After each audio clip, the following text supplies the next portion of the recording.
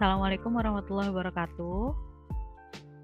Teman-teman yang mau dimunculkan video atau suaranya boleh.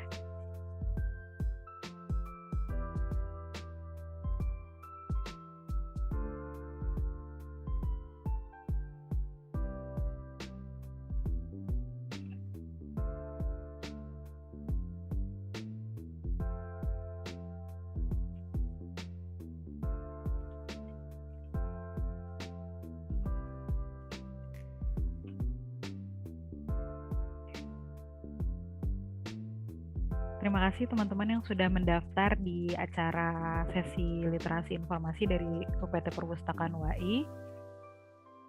Untuk sesi hari ini temanya tentang plagiarisme. Ini di sini dari prodi apa aja ya?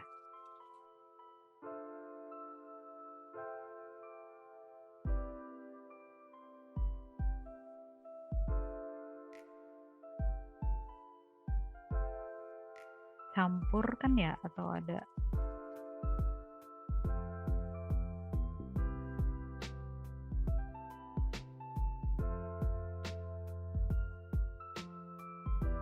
Oh iya, campur ini di data pesertanya campur.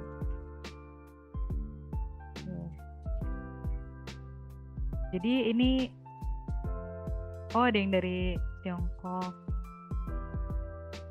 Oke.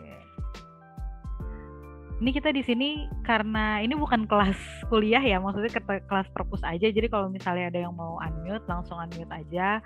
Kalau ada yang mau nanya langsung juga bisa nanya langsung. Di sini pertama perkenalkan dulu, nama saya Rifda, salah satu pustakawan di Perpustakaan Universitas Al-Azhar Indonesia. Nanti untuk beberapa sesi ke depan, mungkin nanti teman-teman juga yang daftar di sesi lain bisa berkenalan juga sama pustakawan-pustakawan yang lain. Mungkin akan bergantian mengisinya. Nah, pada kesempatan hari ini, hari Rabu, tanggal 16 Juni 2021, tema sesi literasi informasi kali ini adalah tentang plagiarisme. Nah, ini di sini teman-teman mungkin ada yang pakai handphone, ada yang pakai laptop. Teman-teman bisa minimize zoom-nya, atau kalau mau ikut presentasi interaktif, teman-teman bisa sambil buka situs lain, mungkin yang dari komputer. Kalau yang dari handphone juga bisa, nanti zoom-nya di-minimize aja, jadi cukup dengar suaranya aja, nanti slide-nya juga akan muncul di situs menti.com. Tuh.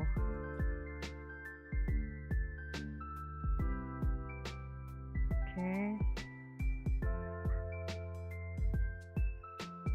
Kalau ada yang mau tetap di Zoom aja juga nggak apa-apa. Kalau misalnya ada yang mau pindah ke Menti juga boleh. Nah, di Menti, untuk teman-teman yang udah bergabung, di Menti ini teman-teman silakan kalau ada yang mau mau langsung tanya, itu teman-teman bisa langsung klik open Q&A.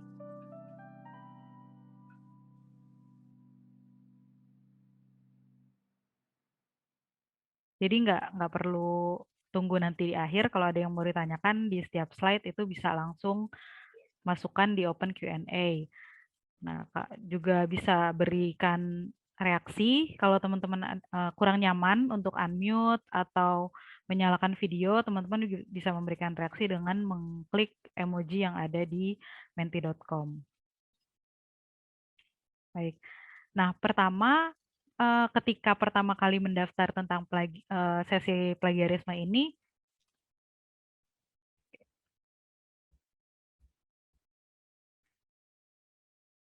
coba sudah ada berapa orang yang ikut masuk di Menti?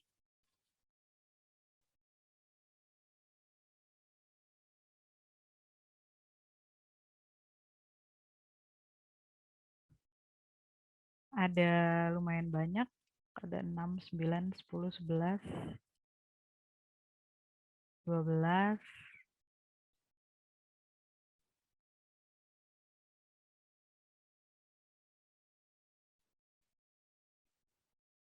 Oke, buat teman-teman yang mau gabung di Menti bisa nanti klik link yang ada di kolom chat, atau juga bisa tetap ada Zoom. Nah, waktu pertama daftar plagiarisme ini apa sih yang teman-teman kira-kira mau tahu dari sesi ini?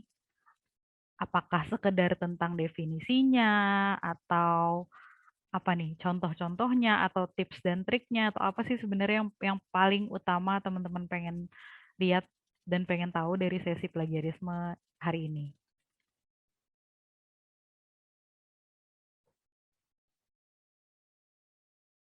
Semoga nanti bisa sama-sama kita bahas.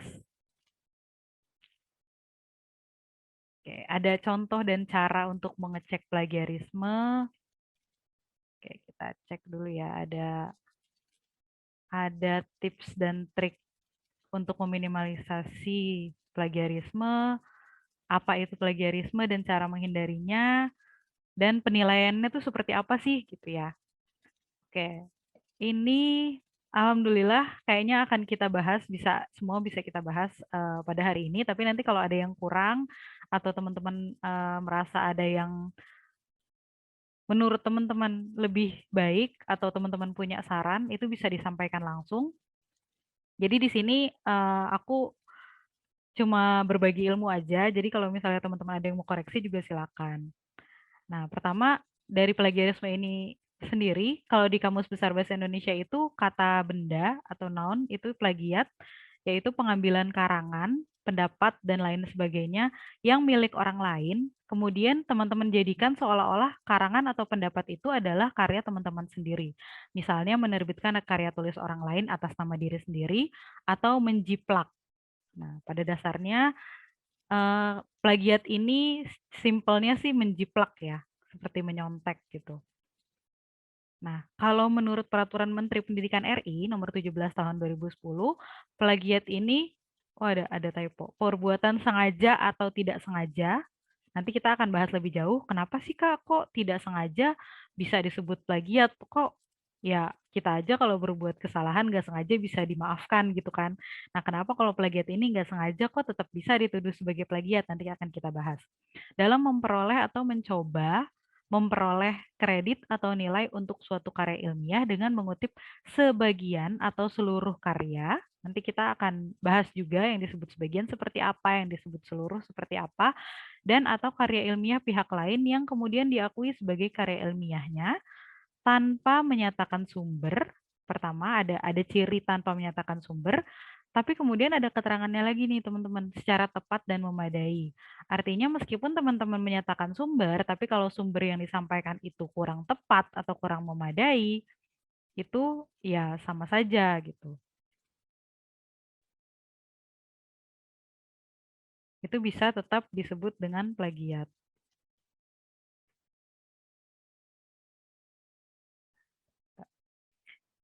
Nah, berikutnya jenis-jenis plagiarisme. Jenis-jenis plagiarisme ini yang pertama ada word for word plagiarism. Ini sekali lagi nih teman-teman kalau misalnya mau ada yang langsung tanya, langsung aja masukkan di open Q&A. Nanti kita akan buka pertanyaan dari teman-teman. Yang pertama adalah word for word plagiarism, yaitu teman-teman melakukan plagiarisme kata per kata. Jadi benar-benar dijiplak, kalau bahasa kita gampangnya copy paste gitu ya. Jadi benar-benar copy paste antara satu karya ke karya lain, benar-benar plek ketiplek katanya dicontek, ditulis ulang gitu. Kemudian yang kedua adalah plagiarism of source. Plagiarism of source ini yang diplagiat adalah sumbernya. Artinya gini, biasanya kejadiannya seringnya itu kalau teman-teman biasanya mau sidang. Jadi sudah mengutip, terus kemudian lupa dikutipnya dari buku apa, terus teman-teman bilang bohong aja nih bahwa ini dikutip dari buku A, padahal sebenarnya dari buku B gitu. Terus nanti ketika dicek, loh memangnya kamu beneran punya buku itu, terus beneran ada di halaman itu. Nah itu bisa nanti ketahuan plagiarisme juga. Nah kalau plagiarism of authorship itu adalah penyematan atau pengkreditan nama pengarang yang tidak sesuai dengan yang seharusnya. Artinya teman-teman misalnya mengutip dari Pak Mulyono, padahal sebenarnya yang menulis itu adalah Pak Henry Sulistyo misalnya gitu. Nah, ada juga kasus lain, misalnya yang sering terjadi lagi adalah misalnya teman-teman mengutip menurut A Jadi teman-teman membaca buku B, misalnya buat teman-teman membaca bukunya Pak Henry. Pak Henry ini mengutip kalimatnya Pak Mulyono kemudian diparafrase oleh Pak Henry gitu. Tapi yang kalian sematkan karena eh, kalian bacanya buku Pak Henry nih, terus kemudian paling gampang tinggal ambil aja nih footnote yang ada di Pak Henry. Akhirnya seolah-olah kalian kutip langsung itu dari Pak Mulyono, padahal sebenarnya itu sudah hasil parafrasenya Pak Henry. Nah, itu juga bisa disebut plagiarism of authorship gitu. Jadi ini kalau gampangnya di sehari-hari hidup kita tuh kalau lagi gosip gitu misalnya. Kata Pak A, si B tuh kayak gini loh gitu. Nah, kita bilang yang ngomong B, padahal sebenarnya yang ngomong tuh Pak A gitu. Artinya kalau misalnya si Bapak A ini salah menerjemahkan atau salah mengartikan ucapannya Pak B gitu, nah itu akhirnya diteruskan gitu. Akhirnya jadi kesalahan yang turun-temurun, bukannya jadi amal jariah malah jadi dosa turun-temurun gitu jadinya. Nah, kemudian yang keempat adalah self plagiarism. Self plagiarism ini teman-teman memplagiat karya teman-teman sendiri gitu. Kenapa sih kok kalau plagiat karya sendiri emang kenapa? Emang nggak boleh gitu? Ya bukan nggak boleh, sebenarnya sih kalau untuk yang jenis pertama sampai jenis ketiga itu tergantung kalau ketahuan baik oleh pembimbing, oleh pembaca, atau oleh si pemilik karya aslinya, itu pasti akan dituduh sebagai plagiarisme. Tapi kalau saya plagiarisme kan saya nggak mungkin dong Kak nuduh diri saya sendiri, nuntut diri saya sendiri bahwa saya jiplak diri saya sendiri. Iya, memang enggak. Tapi ada sanksi moral, ada sanksi sosialnya. Jadi misalnya gini, eh, teman-teman nanti mungkin ada yang mau mendedikasikan diri sebagai peneliti gitu atau misalnya jurnalis gitu. Nah, ketika teman-teman sudah submit suatu artikel baik karya ilmiah maupun opini, editorial dan lain sebagainya ke media cetak misalnya atau media digital, terus kemudian sudah dipublikasikan. Nah, kemudian di di lain waktu teman-teman ini mau submit lagi ke tempat lain, terus teman-teman masukin hal yang sama, tulisan yang sama persis di media tersebut gitu. Nah, nanti ketika ketahuan, oh ini orang ternyata cuma kopas ya dari media A ke media B gitu. Dan akhirnya berikutnya teman-teman akan kehilangan apa ya kredibilitas dan kepercayaan untuk karya-karya yang setelahnya. Itu kalau posisinya teman-teman sebagai jurnalis atau penulis gitu. Menuliskan atau menyampaikan kembali hal yang sama. Jadi kurang ada kreativitas gitu. Jadi kalau self plagiarism ini memang sanksinya tidak dalam bentuk yang hukum terus kemudian berat dan lain sebagainya, tapi lebih ke sanksi sosial dan moral ke diri sendiri juga. Nah, apalagi kalau teman-teman posisinya nanti akan jadi peneliti.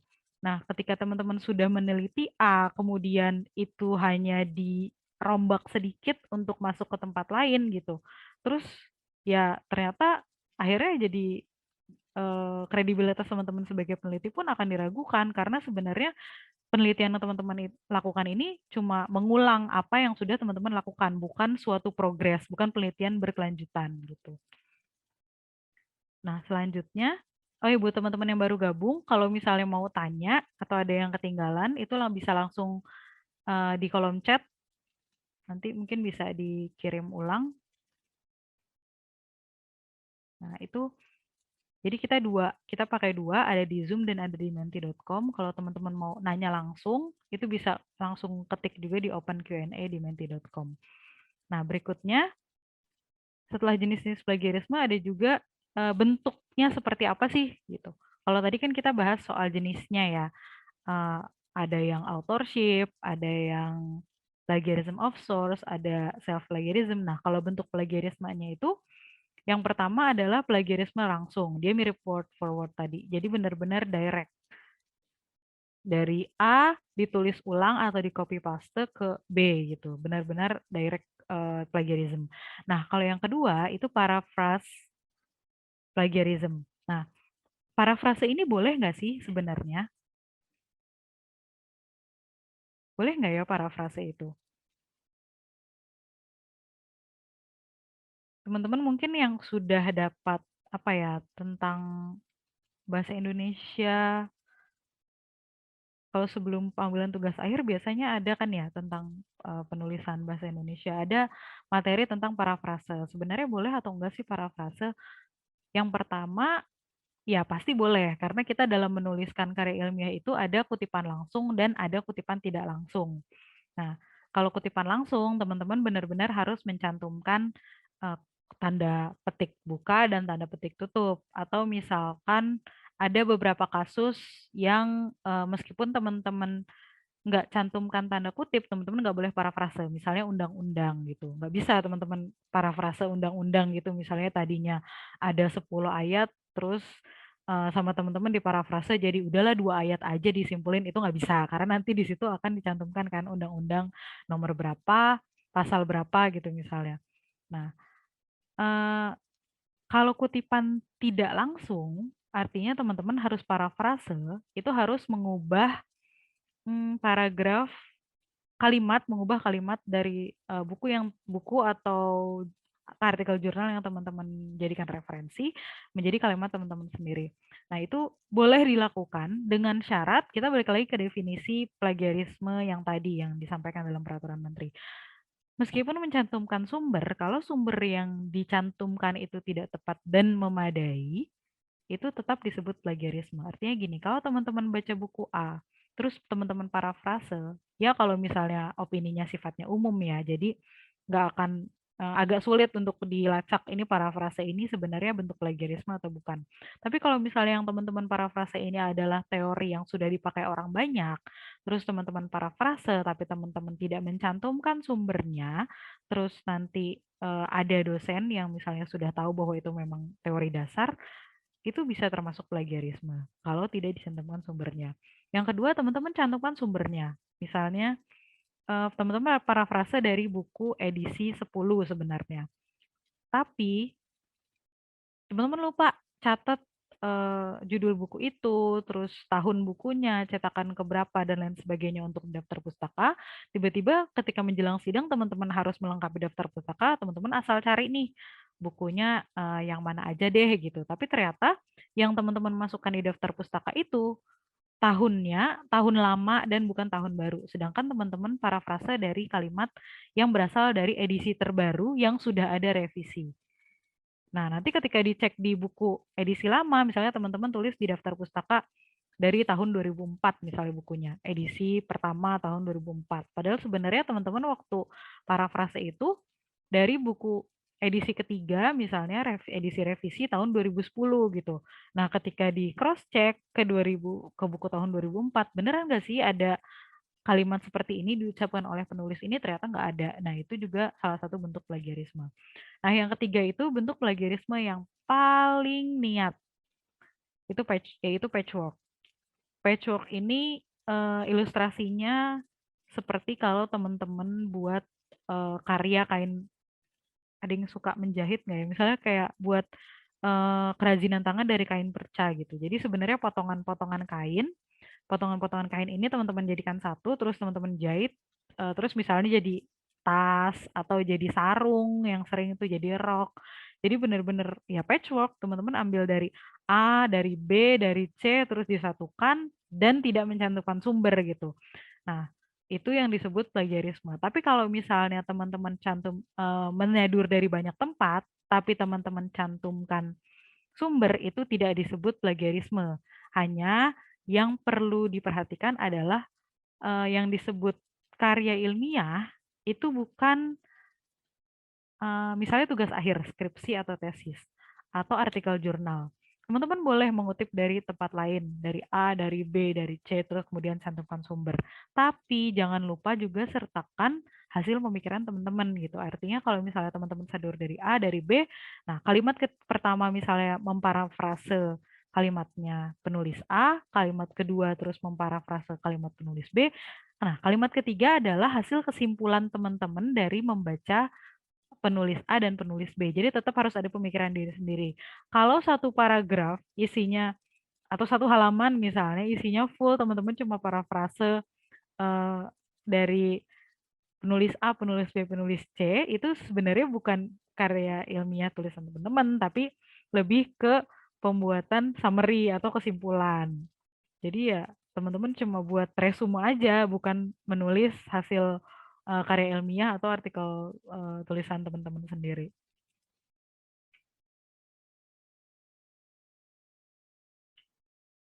Nah, sampai sini kalau ada pertanyaan bisa disampaikan atau kita kembali ke Zoom-nya dulu. Kita kembali ke Zoom. Nah, kita masuk ke seperti apa sih contoh-contoh spektrumnya plagiarisme itu sampai mana gitu. Nah, yang pertama, ini contoh-contoh aja ya, sebenarnya banyak banget jenis atau bentuk plagiarisme yang sering terjadi. Tapi ini beberapa yang sering terjadi adalah using a source too closely. Artinya teman-teman tuh menggunakan sumber terlalu mirip ketika parafrase. Tapi ini artinya parafrase ini tuh adalah bisa dibilang skill yang bisa teman-teman dapatkan kalau sering dilatih. Nah, karena kan juga berhubungan dengan kosakata yang kita punya kan, harus parafrase dengan sinonim yang mana gitu. Nah, kalau terlalu mirip pun juga bisa kalau nanti dicek itu bisa termasuk kemiripan juga gitu. Kemudian yang kedua, ini yang tadi udah sering disebut ada referencing incorrectly, yaitu teman-teman mengkreditkan sumber secara tidak tepat. Artinya yang tadinya diambil dari buku A, tapi teman-teman cantumkan kreditnya, oh itu diambil dari buku B misalnya. Nah, atau juga misalnya penulisnya. Sebenarnya ya sama kayak kalau kita lagi ngobrol sama temen, katanya si A, padahal sebenarnya ngomong B gitu. Ya nanti kalau misalnya ternyata hal itu salah, terus dibilang fitnah kan juga bermasalah kan dalam kehidupan sehari-hari, termasuk juga dalam penulisan karya ilmiah. Terus kemudian mengcopy karya dari sumber tanpa citasi juga mirip, tadi tidak mencantumkan sumber. Nah, ini yang disebut self plagiarism. Menggunakan ulang karya yang sebenarnya sudah dikirimkan untuk tugas sebelumnya gitu. Nah, ini bisa di perkuliahan juga bisa juga kasusnya teman-teman ini bisa bisa fiksi, nggak mesti non fiksi sebenarnya kalau soal penggunaan kembali ini banyak juga kasus di mana misalnya cerpen atau puisi yang sudah diterbitkan di suatu majalah terus kemudian terbit lagi di majalah lain dengan judul yang cuma diubah sedikit tapi demi dapat honor sekian misalnya. Itu juga terjadi. Artinya plagiarisme ini tidak hanya terjadi dalam ranah akademik saja. Nah, kemudian ini yang agak tricky adalah bekerja terlalu dekat dengan teman. Jadi kalau misalnya teman-teman punya tugas satu tema, terus ngerjainnya bareng, buku yang dibaca sama, terus kemudian nulisnya bareng, diskusinya bareng.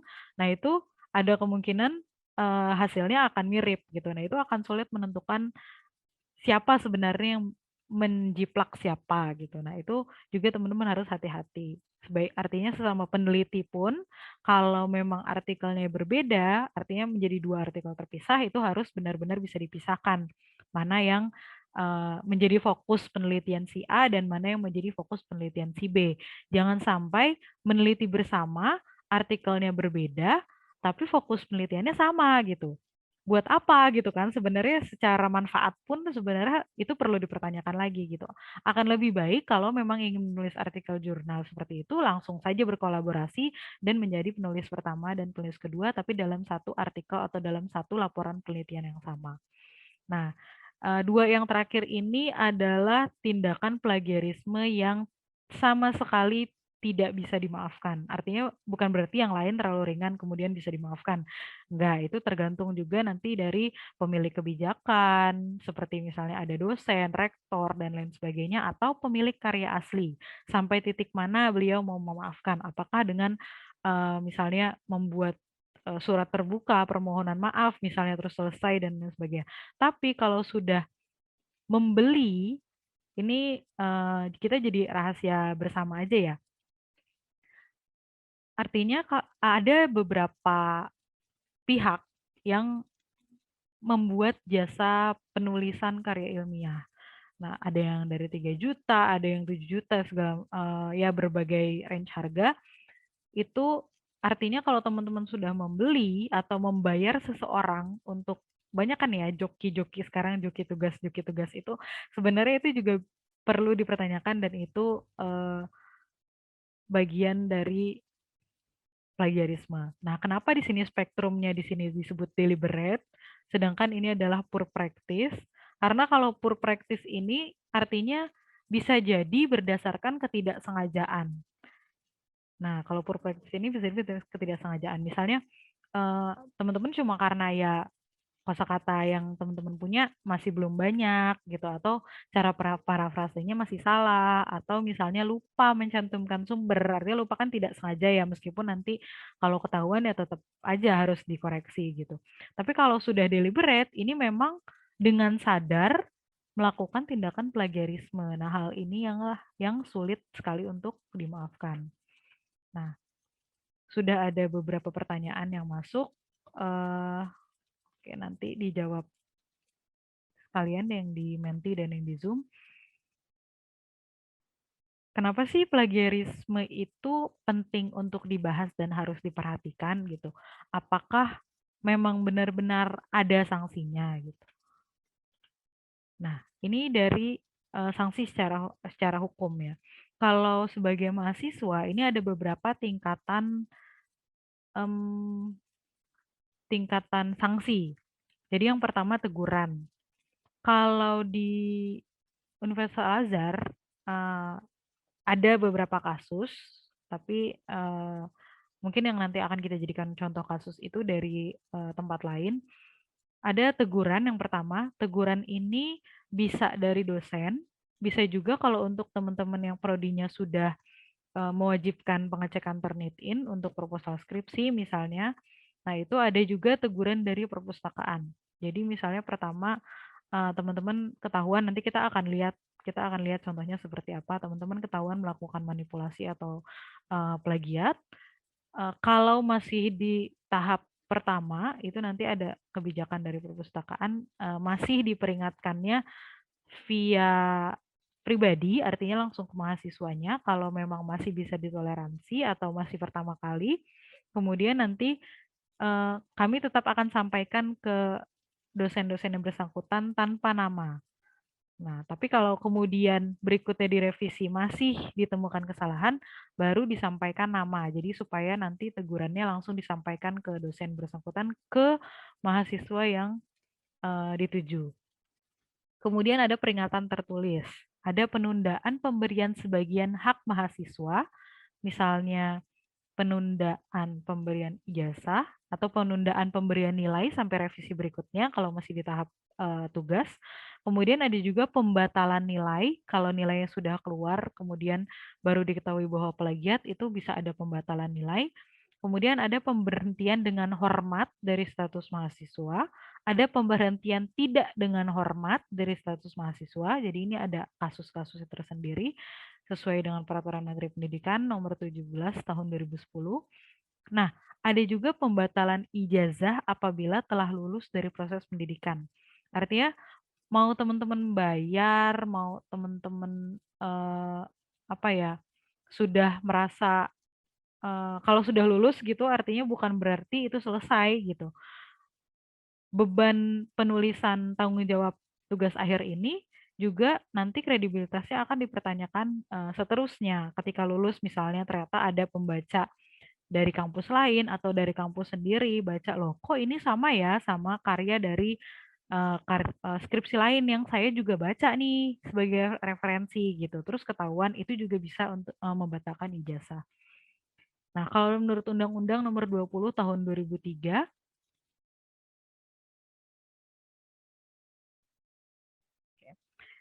Pasal 25, lulusan perguruan tinggi yang karya ilmiahnya digunakan untuk memperoleh gelar akademik, profesi, atau vokasi. Artinya ini termasuk S1, S2, S3, kemudian juga profesi, misalnya kalau psikologi kan ada profesi ya, terbukti merupakan jiplakan, dicabut gelarnya. Nanti kita akan lihat contoh-contohnya. Pasal 70, lulusan yang karya ilmiah yang digunakan untuk mendapat gelar akademik, profesi atau vokasi sebagaimana yang dimaksud dalam pasal 25 ayat 2 terbukti merupakan jiplakan dipidana dengan penjara paling lama 2 tahun dan atau pidana denda paling banyak 200 juta. Artinya meskipun sudah dijatuhi hukuman penjara selama 2 tahun, tapi jika penggugat masih merasa penjara 2 tahun ini kurang, penggugat masih boleh mengajukan gugatan pidana denda dengan besaran paling banyak 200 juta. Kemudian yang pasal 12, berdasarkan dua dokumen di atas ada dua macam sanksi akademis, yaitu hukuman perdata dan pidana bagi yang melanggar Undang-Undang Hak Cipta. Nah, meskipun telah dijatuhkan suatu sanksi akademis yang tadi sudah disampaikan dalam peraturan Menteri Pendidikan, misalnya sudah dicabut gelarnya, atau sudah dibatalkan nilainya, atau dicabut ijazah dan lain sebagainya, seseorang melakukan plagiat masih dapat dituntut di muka pengadilan. Artinya, ya kita nggak tahu nih kalau amit-amit melakukan tindakan plagiarisme sampai tahap mana kita bisa dituntut oleh penggugat atau pemilik karya asli. Nah, ini contoh-contohnya. Dan ini bisa teman-teman cari di internet ya. Namanya sih nggak dicantumkan, tapi kalau teman-teman cari misalnya di Jakarta Post atau nama-nama medianya tercantum di sini atau nama kampusnya, itu bisa terlihat. Nah, tahun 2008 ada disertasi karya alumnus program doktoral Sekolah Teknik Elektro dan Informatika ITB, bukan ITB-nya ya, ini STAY ITB, menjiplak karya ilmiah karya Sika Zlatanova. Nah, jadi ini yang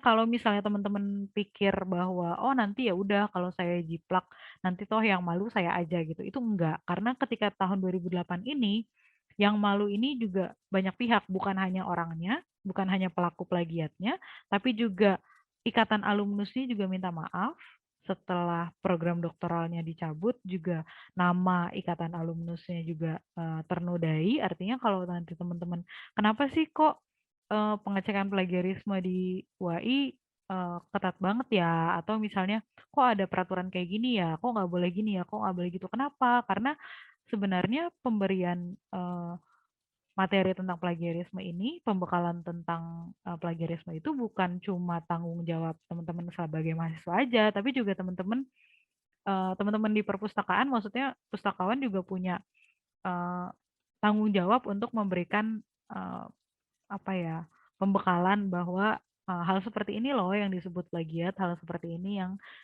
bukan plagiat. Nah, kemudian tahun 2009 juga ada eh, artikel di Jakarta Post karya Profesor HI Universitas di Bandung menjiplak karya orang luar dengan judul yang sebenarnya sih ya kalau dilihat mirip, dari Defense Transformation and the Asia Pacific, kemudian dipersempit judulnya jadi RI, jadi khusus RI Defense Transformation. Nah, itu tahap profesor aja itu bisa melakukan jiplakan dan masih sama-sama bahasa Inggris gitu kan. Apalagi yang ya kita yang mungkin nggak sengaja dari bahasa Inggris diterjemahkan ke bahasa Indonesia. Nah, tahun 2011 juga ada, ini juga kasus yang cukup besar. Yang pertama kali ketahuan adalah karya tulis A Case Study Free Basic Health Service di Banjar, karyanya rektor di Bandung, ternyata menjiplak skripsi mahasiswanya yang berjudul Studi Kasus Program Pelayanan Kesehatan Dasar Gratis di Kota Banjar. Jadi hanya di bahasa Inggris kan aja, hanya diterjemahkan aja. Nah, ini jadi catatan untuk teman-teman.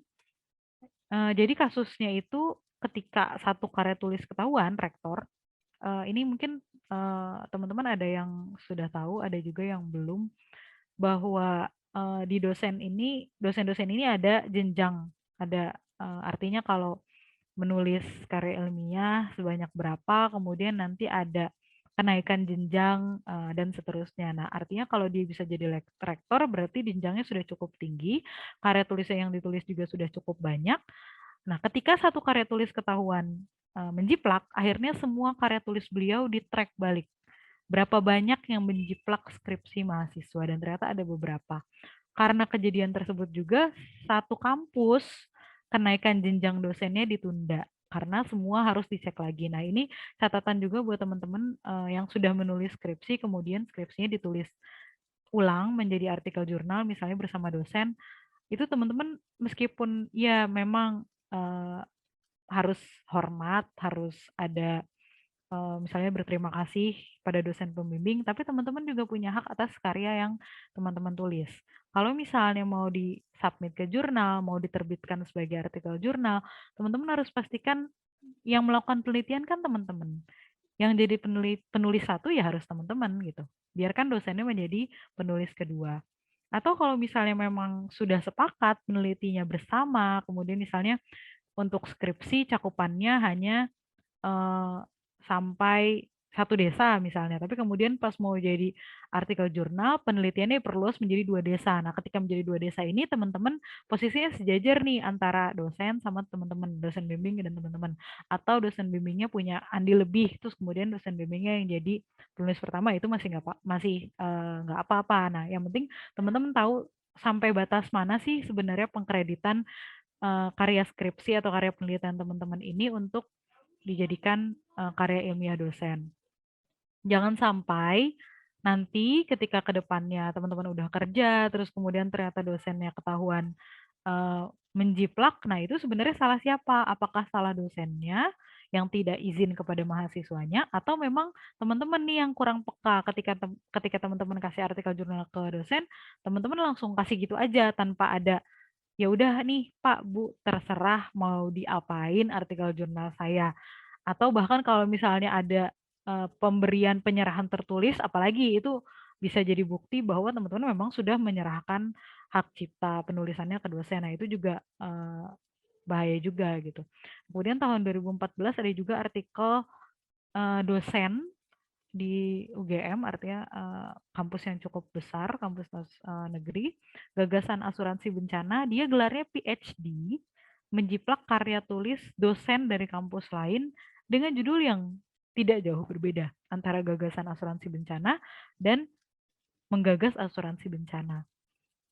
Nah, itu juga gelar PhD-nya dicabut. Nah, bahkan kalaupun tidak dituntut ke pengadilan, tidak ada sanksi perdata atau pidana, ketika terjadi sanksi akademik, misalnya dengan dicabut PhD-nya, dicabut gelar doktoralnya, dicabut gelar profesornya, atau misalnya kejadiannya ketika profesor ini dia tidak cabut gelar profesornya, tapi apakah masih ada yang masih mau menggunakan jasa beliau, artinya masih mau diajar oleh beliau, masih mau mempekerjakan beliau sebagai pengajar, itu juga perlu dipertanyakan.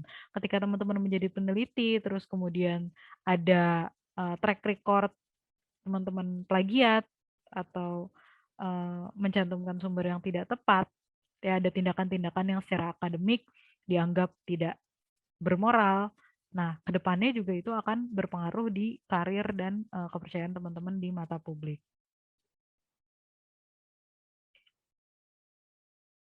Nah, sebelum ke penyebab, hmm, semua rata-rata tentang Turnitin ya. Oke, sekarang penyebabnya itu apa ya? Nah, ini yang teman-teman harus perhatikan. Tadi banyak yang tanya tips dan triknya juga. Sebab umumnya pertama kita harus paham dulu sebab umumnya apa sih, terus solusinya bagaimana gitu. Sebab umum terjadinya plagiarisme itu nomor satu adalah kurang waktu untuk double check. Nah, biasanya nih teman-teman yang suka ngerjainnya SKS atau sistem kebut semalam, atau misalnya nanti masih minggu depan gitu, terus ternyata pas ngerjain, oh ternyata ini susah, terus akhirnya harus berapa hari dikerjain, tiba-tiba ya udahlah langsung submit aja nih menjelang deadline deadline gitu. Nah, itu juga yang bisa menyebabkan terjadinya plagiarisme. Kenapa? Karena kalau teman-teman lupa double check, gini, sarannya adalah ketika teman-teman sudah menyelesaikan, teman-teman baca ulang. Ada nggak ya kutipan yang belum dikasih? Misalnya teman-teman kutipan langsung, tapi lupa dikasih tanda kutip. Terus nanti itu bisa jadi plagiarisme. Atau misalnya yang kemarin terjadi juga, teman-teman kasih kutipan pembuka, tapi lupa kasih kutipan penutup. Jadi tanda kutip penutupnya nggak ada, cuma tanda kutip pembuka aja. Akhirnya ketika dicek di aplikasi cek kemiripan seperti Turnitin, itu nggak dihitung sebagai kutipan langsung, itu dihitungnya sebagai kutipan tidak langsung dan akhirnya itu meningkatkan persentase tingkat kemiripan teman-teman. Cuma gara-gara tanda kutip. Nah, itu juga kalau nggak teman-teman double check itu juga bisa kena gitu. Nah, solusinya apa? Perbaiki manajemen waktu. Kalau memang ada waktu sekarang, kenapa nggak dikerjain sekarang aja? Kenapa harus ditunda-tunda sampai berapa hari kemudian? Terus kemudian sebab yang kedua adalah kurang sumber referensi.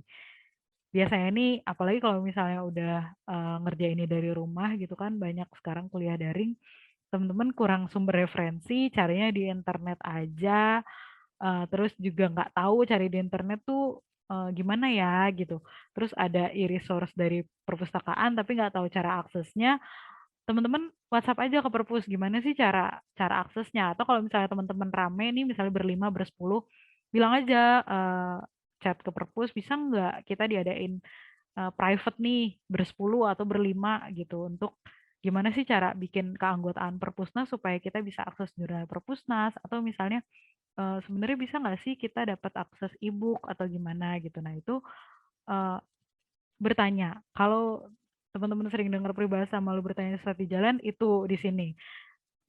Teman-teman mau nanya ke perpus jam berapapun, itu kita nggak akan charge bayar. Jadi maksudnya nggak usah malu meskipun mau nanya hal yang nggak penting pun tanyakan aja ke perpus, mau ke WhatsApp, mau ke Line. Kalau WhatsApp mungkin lebih seringnya dibalasnya ketika jam kerja, tapi kalau Line itu hampir semua staf perpus pegang Line-nya juga, jadi bisa dibalas oleh siapapun yang lagi senggang gitu.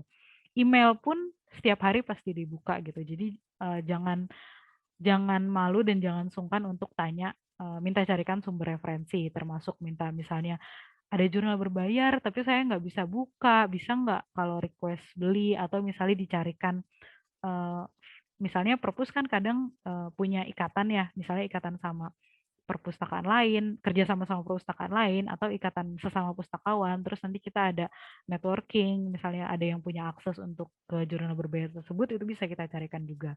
Nah, solusinya apa? Nah, teman-teman dari awal tentukan strategi pencarian informasi.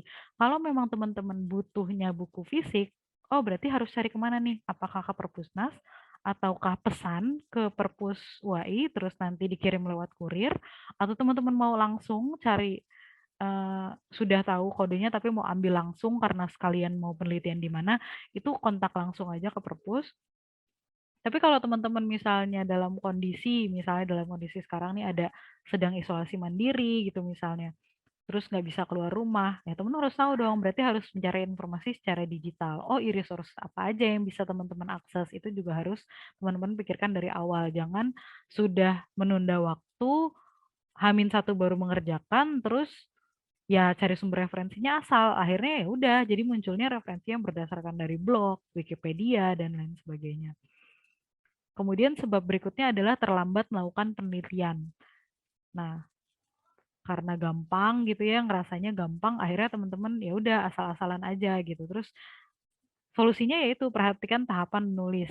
Kenapa bab satu isinya latar belakang? Kenapa bab 2 isinya tinjauan pustaka? Kenapa nggak bab satu langsung kesimpulan? Kan itu juga ada maknanya gitu. Artinya kalau teman-teman eh, mengikuti tahapan menulis, pertama teman-teman harus tahu dulu kenapa sih melakukan penelitian ini. Kalau sudah tahu kenapa, berarti harus tahu nih yang harus dicari berarti saya yang belum punya referensinya apa ya, baru nanti cari referensinya dan bisa menulis di Jalan Pustaka. Sudah punya referensi yang banyak, baru berpikir, oh kalau berarti ini tentang ini ya, tentang itu, tentang ini, oh berarti saya harus pakai metode apa ya gitu. Nah, struktur penulisan skripsi dan tesis itu sebenarnya dibuat karena memang mengikuti tahapan menulis, bukan sekedar karena oh ini ngikutin kakak kelas nih strukturnya kayak gini ya udah saya juga kayak gini gitu. Tapi nanti ngerjainnya latar belakang belakangan aja deh, metode dulu aja. Yang penting kan kata dosennya disuruhnya metodenya kualitatif. Ya udah cari dulu aja tentang kuali. Tapi sebenarnya teman-teman nggak tahu kenapa melakukan penelitian ini cuma karena disuruh. Nah, nanti kalau cuma karena disuruh aja bingung juga. Harus sebenarnya yang saya nggak tahu tuh apa, ternyata yang saya nggak tahu tuh banyak gitu. Nah itu juga harus diperhatikan. Kemudian sebab berikutnya adalah salah interpretasi topik dan gagal meneliti. Nah itu kalau tidak mengikuti tahap-tahap penelitian, teman-teman langsung aja nulis metode, terus tiba-tiba tinjauan pustakanya apa ya, terus cari-cari asal. Nah ternyata topik yang dimaksud itu ya fokusnya salah gitu, fokusnya nggak nyambung, akhirnya jadinya gagal meneliti. Nah, ini salah satu solusinya adalah rajinlah berkonsultasi dengan dosen. Dosen bimbing itu ada untuk membimbing gitu, bukan eh, artinya dosen pun juga masih bisa bertanya pada yang ahli gitu, apalagi kita yang masih belajar gitu. Kemudian yang selanjutnya sebab lainnya yang sudah disebut juga pengutipan atau parafrase yang tidak sesuai. Kemudian ada pencantuman sumber yang tidak memadai. Nah, itu teman-teman bisa nanti lihat cara mengutip yang benar tuh seperti apa sih, cara parafrase tuh seperti apa sih gitu. Terus kemudian memperhatikan format citasi dan daftar pustaka. Tapi jangan sampai juga teman-teman menghabiskan waktu untuk menuliskan format citasi dan daftar pustaka gitu. Format citasi dan daftar pustaka itu kan ada banyak banget. Nggak mungkin teman-teman mau hafalin satu persatu. Oh, saya mau nulis sama dosen disuruhnya pakai Chicago. Jadi saya mau nulis skripsi pakai Chicago style. Tapi terus kemudian mau kirim artikel jurnal ke jurnal B gitu. Jurnal B pakainya APA misalnya. Terus teman-teman harus belajar lagi APA itu kayak gimana gitu. Akhirnya waktu habis untuk convert bedanya format citasi A dan format citasi B itu kayak apa gitu. Jangan sampai itu. Salah satu caranya mungkin teman-teman bisa pakai reference manager seperti EndNote, Mendeley gitu. Kan ada yang sudah daftar juga untuk penggunaan Mendeley. Nah, itu salah satu caranya. Jadi teman-teman tinggal masukin sumber aja. Nanti ketika misalnya mau dosennya minta pakai style ini, ya udah tinggal ekspor aja, tinggal aplikasinya sendiri yang buat format seperti itu gitu. Terus kemudian kalau mau dikirim ke jurnal A, mau diubah formatnya ya tinggal klik aja gitu. Jangan sampai hal-hal teknis seperti itu menghabiskan waktu teman-teman gitu. Itu juga termasuk dari manajemen waktu. Nah, yang terakhir tadi terlalu dekat dengan peneliti lain. Bedakan antara tugas kelompok dan tugas individu. Nah, ada banyak format-formatnya. Tapi ya itu ini praktek yang biasanya eh, ada, biasanya diterapkan kayak misalnya ekonomi biasanya pakainya apa sih, Chicago atau Trabian, tapi ini sifatnya enggak saklek, tergantung dari fakultas atau prodi teman-teman atau redaksi jurnal, atau kalau misalnya itu menulis untuk pribadi, misalnya cuma untuk menulis ke surat kabar dan surat kabarnya tidak menentukan harus pakai sumber seperti apa, terus teman-teman mau pakai footnote, nah itu preferensi pribadi gitu. Nah, ini ada banyak pertanyaan sebagian besarnya tentang Turnitin ya. Oke, yang pertama, tingkat plagiarisme di UAI berapa persen ya? Nah, untuk saat ini di UAI belum ada peraturan tentang tingkat berapa persen, artinya belum ada peraturan yang menyeluruh. Jadi beda-beda nih per fakultas. Itu pun tidak semua fakultas sudah menerapkan kewajiban untuk pengecekan Turnitin. Yang sudah cukup lama menggunakan itu fakultas hukum, tapi itu yang cek sekreknya sendiri. Kecuali kalau ada beberapa kasus yang dari sekre butuh bantuan dari perpustakaan. Kemudian yang belakangan ini itu eh, ada dari fakultas, dari Prodi HI, itu juga cukup banyak proposal skripsi, itu biasanya mereka minta ke perpus langsung, jadi eh, dari perpus yang cek. Nah, di sini ada yang tanya, mekanisme pengecekan Ternit ini dan hasil pengecekannya berapa hari kerja ya? Teman-teman bisa buka.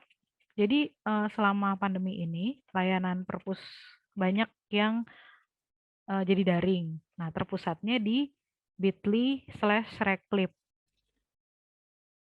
Nah, di bit.ly/reclip ini teman-teman bisa request macam-macam, dari minta skripsi, terus kemudian misalnya mau butuh keterangan bebas pinjam, terus termasuk juga layanan pengecekan Turnitin. Meskipun sebenarnya untuk saat ini layanan pengecekan Turnitin ini masih diutamakan untuk dosen. Karena untuk pengecekan artikel yang mau dikirim dosen ke jurnal-jurnal ilmiah. Tapi mahasiswa juga boleh request. Jadi kalau misalnya teman-teman juga ada yang nulis artikel jurnal, terus mau butuh ada persyaratan untuk pengecekan Turnitin, teman-teman juga bisa submit ke perpus. Nah, kemudian juga ada beberapa prodi yang sudah mewajibkan pengecekan. Tapi itu nanti untuk sekarang sih masih beda-beda ya. Ada yang diwajibkan ya di tingkat proposal saja, ada yang nanti kalau sudah selesai full skripsi tesisnya baru nanti dicek di propos. Itu nanti teman-teman bisa tanyakan ke prodi masing-masing sampai ada peraturan yang menyeluruh yang sifatnya dari rektor kepala langsung. Nah, kemudian ada pertanyaan tentang untuk skripsi Fakultas Hukum, kan ada banyak nih plagiarisme untuk peraturan hukum, undang-undang, peraturan menteri, dan lain sebagainya. Nah, nanti kita akan coba cek seperti apa sih tampilan di Turnitin buat teman-teman gambaran aja kayak gimana sih ceknya sebenarnya sekejam itu atau enggak sih pengecekannya atau gimana gitu. Nanti kita akan lihat apakah ada pengecualian? Ada. Jadi kenapa gini, perpustakaan perpustakaan melakukan pelatihan Turnitin itu juga ke dosen dan sekretariat. Kenapa? Karena dosen dan sekretariat juga ada beberapa yang punya akun Turnitin Al-Azhar. Mungkin ada teman-teman yang dosen pembimbingnya sendiri nih yang ngecekin gitu kan. Nggak usah ke perpus, tapi dosen pembimbingnya sendiri yang ngecek. Nah itu mereka biasanya juga nanti ada beberapa yang meskipun sudah melakukan pelatihan, tapi juga tetap bertanya beberapa hal ke perpus. Nah, pengecualian-pengecualiannya ada nggak? Ada, karena kalau undang-undang kan nggak bisa diparafrase. Jadi itulah yang membedakan antara aplikasi dengan otak manusia. Artinya kalau misalnya kita menggunakan Turnitin, itu adalah alat bantu. Bukan berarti ketika teman-teman submit, terus kemudian masuk nih, oh sekian nih 32%, oh berarti udah fix nggak lolos. Enggak, belum tentu. Dari 32% itu berapa yang kutipan kita kan nggak tahu ya. Ada kutipan kayak tadi contohnya kutipan langsung, tapi teman-teman lupa kasih kutip pembuka. Lupa kasih kutip pembuka atau kutip penutup. Jadi cuma satu kutip. Nah itu juga nggak akan dideteksi sebagai kutipan langsung oleh Turnitin. Dihitungnya sebagai uh, kemiripan karena benar-benar saklek sama dengan sumbernya. Nah itu kalau dari pustakawan melihat itu akan dieksklud. Tapi kalau bisa sih teman-teman double check dulu karena kan kita nggak tahu ya sama-sama manusia kalau sama teman-teman kelewat sama kita belum tentu juga bisa kedetek gitu. Nah, itu yang salah satu yang terjadi. Kemudian kalau undang-undang pun begitu. Kalau dihukum nih kadang berapa ratus halaman lebih tebal tapi banyak mencantumkan undang-undang. Kalau undang-undangnya misalnya hanya sekitar 1 sampai 2 halaman biasanya itu langsung kita exclude. Tapi kalau misalnya disarankan kalau untuk karena kan semakin banyak yang harus di-exclude secara manual, semakin lama pengerjaan pengecekan melalui Turnitin di perpustakaan. Jadi disarankan kalau memang undang-undangnya itu banyak, itu dimasukkan saja ke lampiran. Artinya lampirannya nggak akan dicek untuk Turnitin. Jadi cuma bab 1 sampai bab 5. Tapi kalau misalnya Oke, kalau misalnya itu cuma sedikit dan memang ada di tengah-tengah, itu akan dieksklud di perpustakaan. Nah, masalahnya memang ada beberapa kejadian, eh, kadang mungkin overload ya. Jadi misalnya yang ikut pelatihan di sekre eh, Mbak A kemudian karena overload dibantu oleh Mas B misalnya. Nah, karena Masnya belum pernah dapat pelatihan, akhirnya nggak tahu cara exclude-nya seperti apa, submit aja ke Turnitin, ya udah langsung ekspor apa adanya tanpa ada exclude manual. Itu yang sering terjadi. Nah, biasanya kalau seperti itu akhirnya ya teman-teman nanti akan lihat hasil pengecekan Turnitin itu seperti apa. Nah, nanti ada diwarnain nih mana yang dianggap plagiat atau dianggap mirip oleh Turnitin. Nah, kalau misalnya teman-teman sudah dapat hasil misalnya, oh saya dapat hasil kok 42% ya Mbak gitu. Terus padahal saya nggak jiplak kok, nggak plagiat kok gitu kan. Nah, itu lihat dulu yang diwarnain tuh yang mana. Kalau ada undang-undang yang diwarnain, teman-teman berhak untuk banding. Artinya bisa protes. Kenapa ini nggak di-exclude padahal ini undang-undang. Itu punya hak gitu. Artinya bisa ada kesalahan dari pihak yang mengecek, bisa juga ya namanya manusia kan ada kealpaan gitu. Kalau misalnya berapa ratus halaman ada undang-undang yang sempat di-exclude, ada yang enggak gitu. Atau misalnya ternyata teman-teman bilang ini berdasarkan dari undang-undang ini kok gitu, tapi pas dicek di undang-undangnya nggak ada gitu. Ternyata teman-teman asal kutip dari buku lain yang itu misalnya typo ayat undang-undang atau apa kita nggak tahu juga. Nah itu harus dicek. Jadi dengan teman-teman banding itu bisa dicek ulang apakah dari sekre minta bantuan perpus atau dari sekre mengecek ulang, itu bisa dilakukan. Apakah saat pengecekan ternitin oleh perpustakaan, apakah daftar pustaka ikut dilampirkan? Sebaiknya enggak. Jadi kalau misalnya pun teman-teman nanti kirim ada daftar pustakanya, biasanya kami split daftar pustaka. Yang sulit itu kalau footnote. Disarankan juga footnote nggak usah masuk, karena kalau masuk pun akan kami exclude. Dan kalau yang di-exclude lebih banyak, itu proses pengerjaannya memang lebih lama. Karena yang di-exclude lebih banyak gitu.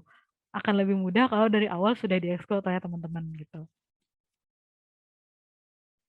Nah, kemudian jika kita menulis kembali isi dari suatu artikel berita, kemudian kita kasih sumber dari nama dari perusahaan itu tanpa memberi footnote. Apakah dinamakan plagiarisme atau bukan? Bisa iya, bisa tidak. Artinya kalau teman-teman tulis kembali isi dari Kompas misalnya, tapi Kompasnya yang mana? Tanggal berapa? Yang nulis siapa?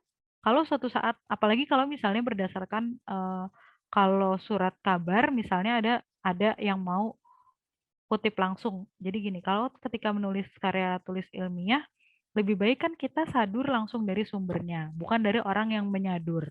Kalau teman-teman kutip dari artikel media cetak, terus ada yang baca karya teman-teman, oh ternyata di media cetak ini ada ini ya, saya mau lihat nih berita aslinya seperti apa. Nah dia mau lihat kan sumbernya dari mana, surat cetak edisi kapan, terus yang nulis siapa. Nah, itu dia mungkin akan bisa cek ke arsip surat kabar tersebut atau bagaimana caranya. Nah, itu juga berarti harus dicantumkan kalau surat kabar tercetak. Kalau surat kabarnya bentuknya digital, artikel berita dari perusahaan dan perusahaan itu dari websitenya misalnya, itu justru lebih wajib lagi dimasukkan di daftar pustaka. Kenapa? Atau di footnote. Kenapa? Karena apa-apa yang sifatnya digital itu bisa berubah dalam hitungan detik. Artinya kalau teman-teman kutip hari ini jam 10:03, bisa jadi artikel tersebut akan direvisi pada pukul 10:05. Nah, nanti siapa yang bisa memastikan bahwa teman-teman memang mengutip dari situ kalau teman-teman tidak cantumkan tanggal dan waktunya. Tuh. Jadi itu juga perlu dicantumkan. Malah kalau digital itu semakin perlu untuk dicantumkan. Banyak kan kasus misalnya dia headline-nya apa, artikelnya apa, terus ternyata ada yang protes terus artikelnya jadi di take down atau misalnya harus direvisi. Tapi teman-teman udah terlanjur kutip duluan sebelum ada revisi dan teman-teman nggak tahu kalau pernah ada revisi. Nah itu juga perlu diperhatikan gitu. Mekanisme pengecekannya berapa hari kerja ya? Rata-rata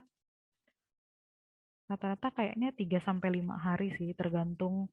Karena yang ngerjain juga nggak sendiri, dan tergantung itu juga kayak yang berapa berapa banyak yang harus di-exclude gitu. Kalau misalnya teman-teman sudah exclude footnote, sudah exclude daftar pustaka, mungkin akan lebih cepat gitu. Tergantung ininya. Tapi ya kalau misalnya lagi kosong, hari itu juga bisa. Coba kita lihat kalau di Reclip sudah dicantumkan deh.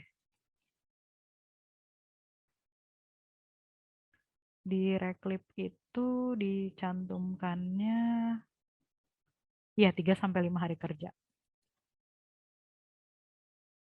Kemudian pertanyaan berikutnya dari Mas Erwin, mohon tips untuk menghindari plagiarisme yang tidak disengaja ketika kita harus melakukan kutipan. Sementara pada saat yang sama, karya ilmiah harus banyak mengutip sumber-sumber dari karya ilmiah lain. Artinya semakin banyak kutipan, semakin baik.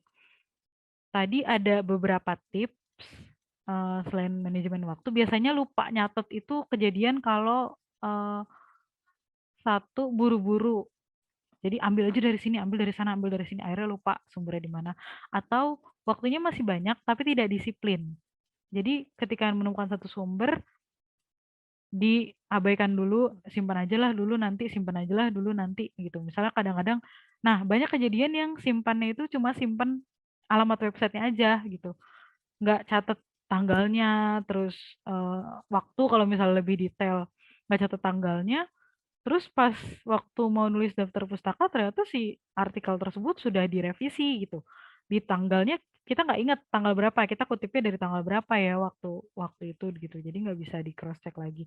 Nah itu jangan sampai juga. Jadi kuncinya yang pertama adalah ya disiplin catat sumber. Kalau memang tidak bisa manual, nah itu fungsinya reference manager tuh itu. Kalau reference manager mungkin memang untuk buku yang bentuknya fisik, untuk sumber referensi yang bentuknya fisik memang harus tetap dimasukkan manual. Jadi ketika kita misalnya baca, contoh aku ada buku, misalnya lagi baca buku ini gitu, terus uh, mau kutip langsung aja masukin di reference manajernya judulnya apa, penulisnya siapa, dan lain sebagainya, terus simpan. Udah.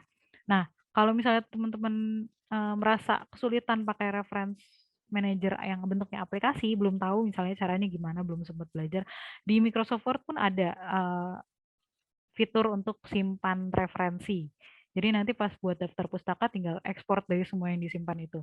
Tapi lebih mudahnya penggunaan reference manager adalah kalau teman-teman pakai e-resources yang sifatnya dari artikel-artikel jurnal yang dilanggan oleh institusi atau oleh perpusnas misalnya, atau ya banyak sih portal-portal jurnal yang ada. Jadi nanti teman-teman bisa buka s.id kelas perpus itu untuk yang mau daftar penggunaan reference manager Mendeley. Di Mendeley itu bisa ada extension untuk connect ke Microsoft Word untuk ekspor daftar pustaka dan citasi, juga ada extension untuk digabungkan ke browser. Jadi kalau teman-teman sudah pasang ekstensi itu di browser, di Mozilla kah, di Chrome kah, atau Safari dan lain sebagainya, di situ nanti ketika teman-teman buka jurnal, terus teman-teman mau kutip, teman-teman tinggal klik extensionnya, nanti dia akan muncul fiturnya reference manager, tinggal teman-teman cek, judulnya udah bener kan ya, ini udah bener, udah ketarik semua sama dia. Tinggal teman-teman cek aja nih, misalnya penulisannya udah bener apa belum, atau misalnya ada yang nama filenya tuh ditulisnya beda sama yang tampil di layar. Nah, itu tinggal teman-teman edit, udah save. Jadi pas close tab ya itu udah ke save gitu. Jadi nanti pas waktu ekstrak ya udah tinggal ekstrak aja gitu. Itu sangat membantu. Terus bagaimana membuat parafrase yang baik? Nanti kita akan lihat contoh parafrase.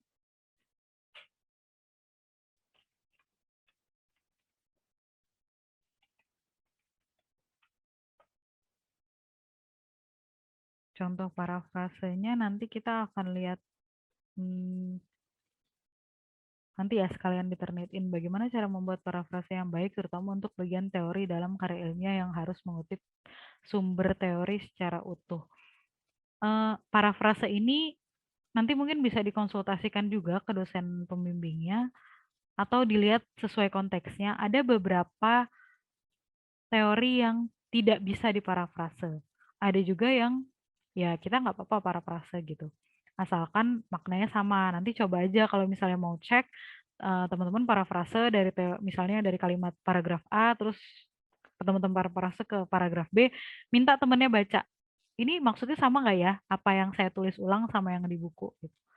Kalau kita sendiri yang baca mungkin agak susah ngeceknya gitu. Tapi kalau misalnya peer review namanya, kalau di jurnal tuh disebutnya peer review. Jadi di reviewnya sama teman sebaya gitu, sama teman sesama peneliti atau sesama mahasiswa, nanti kelihatan. Jadi saling koreksi aja gitu. Ini sebenarnya maksudnya sama atau enggak ya gitu. Nah, nanti kalau udah sering parafrase nanti lama-lama jadi biasa. Oh, misalnya udah tahu polanya kalau subjeknya di awal berarti itu taruh di akhir gitu. Atau misalnya nanti predikatnya ini oh ya nanti tinggal diganti aja sinonimnya apa. Misalnya mempunyai jadi memiliki gitu kan. Kalau sudah biasa itu jadi hal yang tidak memberatkan gitu. Tapi ada beberapa teori yang tidak boleh diparafrase. Misalnya hukum apa kalau fisika banyak kan ya hukum teori-teori yang saya udah lama nggak belajar fisika jadi lupa hukum apa, tapi ada beberapa teori yang memang misalnya kayak ekonomi pun ada kan teori permintaan, teori misalnya permintaan pasar dan lain sebagainya, itu kan ada beberapa yang memang itu ya bentuk teorinya seperti itu gitu ya, ya nggak apa-apa ditulis asalkan jangan lupa cantumkan kutip pembuka dan kutip penutup. Apakah plagiarism checker bisa membedakan kalimat yang kutipan dan mana yang copy paste? Kalau dia kutipan langsung, ada kutip pembuka dan kutip penutup, dia tahu. Jadi kita akan tahu juga kenapa ada orang yang mau atau niat memanipulasi plagiarism checker. Dan kebetulan itu contohnya di UI juga gitu. Kalau kutipannya langsung dia bisa cek asal ada kutip pembuka, ada kutip penutup. Dia akan exclude itu secara otomatis. Jadi aman kalau kutipan langsung. Asal jangan sampai satu bab isinya kutipan langsung semua, itu juga nanti dipertanyakan. Meskipun Turnitin yang nggak di tag, tapi kan dosen bisa lihat. Pustakawan juga bisa lihat kalau ini sebenarnya ya cuma clipping aja, cuma merangkum dari berbagai teori. Tapi kalau kutipannya tidak langsung atau parafrase, dia menyamakannya itu dengan karya di luar. Jadi kan Turnitin ini dia agregat ya, dia ngambil dari berbagai sumber di internet, atau dari repositori kampus lain, atau dari pihak-pihak yang juga menggunakan Turnitin, nanti kritik satu kalimat ini samanya sama apa ya gitu. Nah makanya nggak mungkin 0%, karena kita mau parafrase kayak apa, yang namanya manusia kosakatanya juga mirip gitu. Nah makanya ada pembatasan-batasan maksimal berapa. Nah itu masing-masing prodi sekarang ada yang sudah menetapkan, ada yang belum. Kalau misalnya di HI kalau nggak salah maksimalnya 30% gitu. Terus kalau di hukum, aku kurang tahu karena yang cek biasanya sekreknya. Mungkin ada kebijakan-kebijakan tertentu yang menentukan bahwa batas maksimalnya seperti apa. Apakah bisa menentukan kalimat yang sekadar copy paste? Bisa. Nanti kita akan lihat tampilan Turnitin. Nanti akan muncul dia sebenarnya jiplaknya dari mana ya gitu. Itu akan kelihatan juga. Izin bertanya kembali, apakah perpustakaan mengizinkan mahasiswa untuk datang ke kampus? Untuk sekarang, perpus belum boleh terima kunjungan. Tapi kalau untuk pinjam dan mengembalikan buku itu tetap bisa. Jadi kalau misalnya teman-teman buka di perpustakaan.ui.ac.id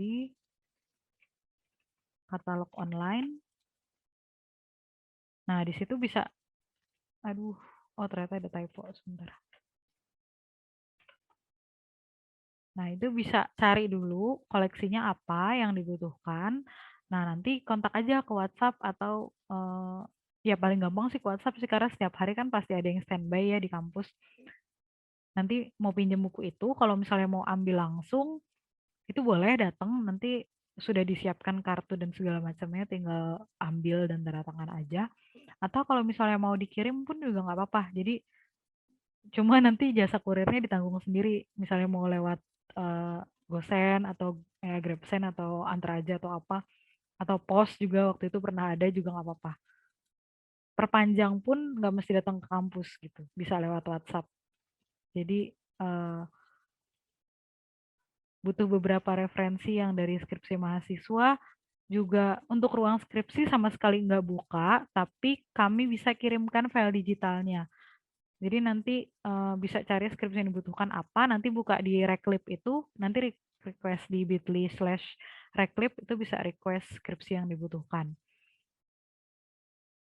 Dan kalau misalnya ada skripsi yang teman-teman tahu nih, ini tuh ada gitu, cuma di website belum ada gitu. Teman-teman tahu ini punya kakak kelas atau ngerasa, Mbak ada nggak yang paling update termasuk data-data yang belum masuk di web gitu. Nah itu minta aja atau bilang di WhatsApp, Mas saya boleh nggak minta daftar skripsi prodi akuntansi misalnya. Yang terbaru berarti kan termasuk yang baru masuk nih, termasuk yang terakhir kemarin baru dikirim, atau misalnya yang sudah diterima, sudah selesai diperiksa, tapi belum file digitalnya belum masuk di server. Nanti kita juga sekalian lengkapin di server gitu. Gitu. Cuma memang kenapa kita kirimkan file digitalnya, karena tadinya itu mungkin teman-teman yang pernah akses skripsi beberapa bulan lalu, muncul di web itu bentuknya flash, jadi pakai flash player gitu, kayak e-book bisa dibalik gitu kayak buku biasa. Tapi per Desember 2020 kemarin flash playernya itu stop beroperasi gitu. Jadi sekarang websitenya masih diperbaiki sama PDKSI gimana caranya supaya tetap file-filenya bisa dibuka gitu. Tapi kan kalau PDF-nya aja sebenarnya masih ada di server. Jadi kalau teman-teman request itu bisa kita kirimkan juga. Tuh. Oke, kalau nggak ada pertanyaan, Kita langsung coba cek ke Turnitin aja. Kita ambil contoh, coba ya kita buka. Ini ada beberapa contoh pendek.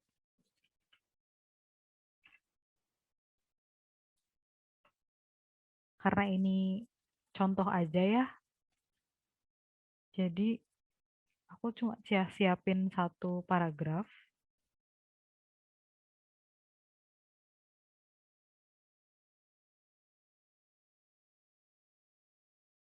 Sudah muncul?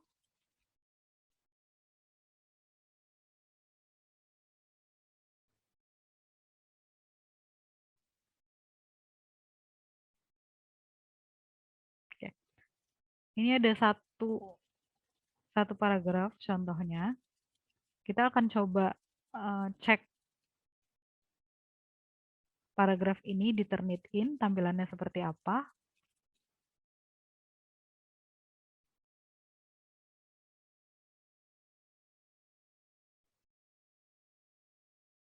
Coba kita pindah ke Turnitin dulu.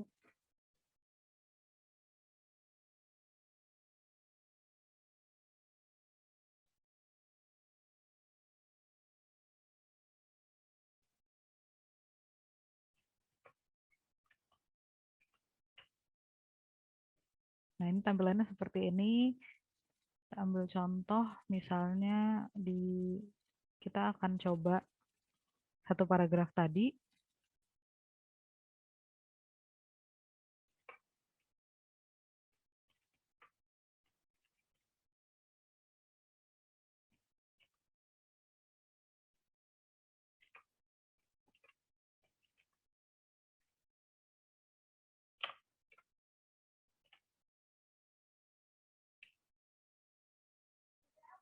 Kita ambil tampilannya kayak apa sih gitu kan. Mungkin ada teman-teman yang sudah pernah disubmit oleh sekre gitu, terus tiba-tiba dapat hasilnya aja. Kayak gimana sih gitu. Nah, jadi kayak gini. Pertama, di sini akan kedetek berapa jumlah katanya, berapa jumlah halaman, size-nya berapa gitu. Terus jumlah karakternya berapa, confirm. Nah, terus sebenarnya kalau teman-teman cuma butuh bukti tanpa ada hasil, maksudnya cuma mau bilang aja bahwa kami sudah submit kok ke perpus, tapi karena sedang overload, jadi belum ada hasilnya.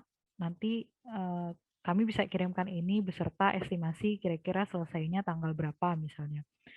Ini digital receipt-nya. Nah, nanti ke assignment. Nah, nanti dia karena ini cuma satu paragraf jadi cepat ya. Biasanya kalau dia semakin banyak paragrafnya, dia semakin lama. Contoh. Biasanya kalau kalau dia paragraf atau halamannya banyak, di sini masih gambar abu-abu terus belum ada persenannya. Jadi harus ditunggu selama beberapa saat baru nanti muncul. Kalau sudah muncul berapa persennya, itu nanti kami akan klik.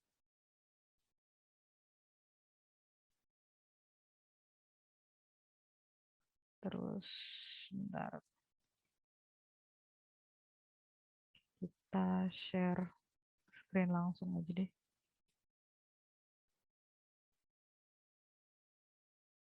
Oke. Nah,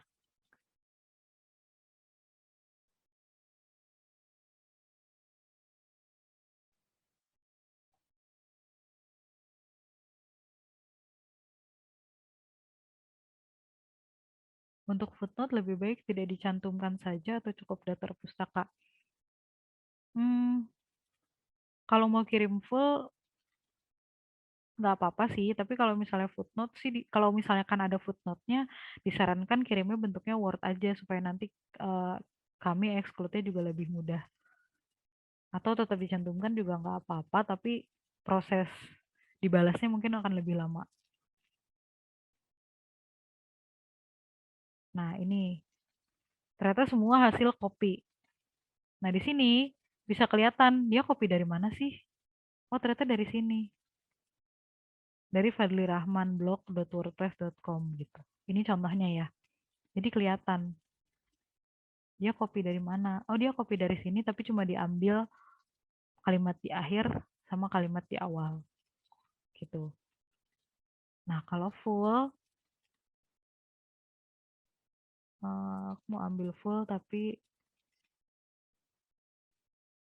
kita cari contoh yang agak bagus.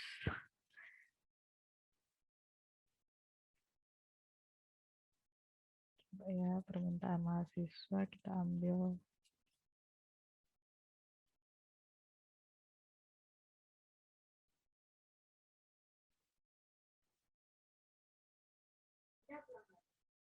Oke. Nah, ini contohnya.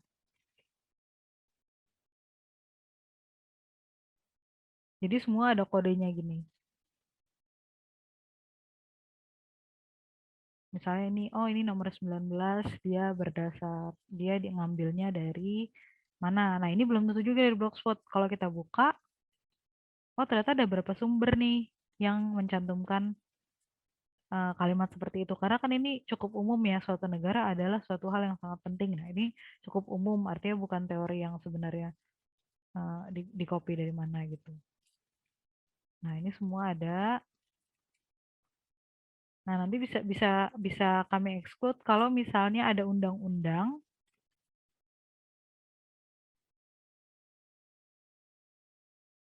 Itu misalnya ini, ASEAN ROK Plan of Action. Nah, ini kan sebenarnya bukan plagiat ya.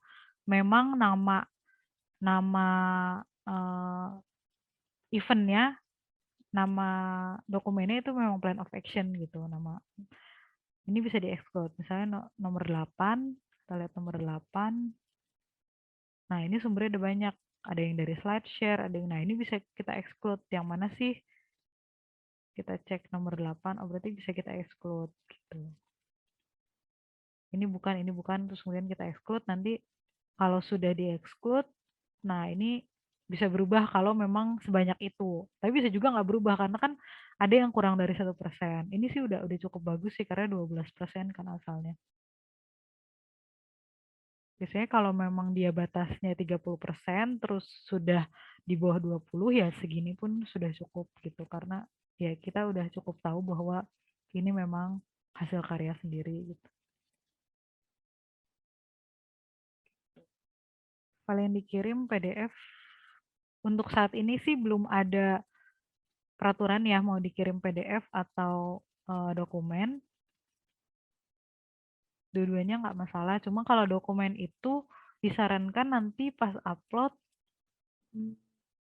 kadang ini suka berubah susunannya. Kalau ada bagan sih biasanya, kalau nggak ada bagan sih nggak masalah kirim dokumen pun. Nah, tadi kita lihat yang tadi 96%.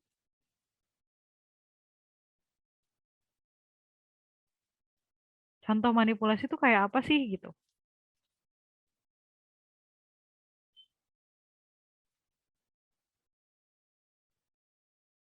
Kayak gini misalnya.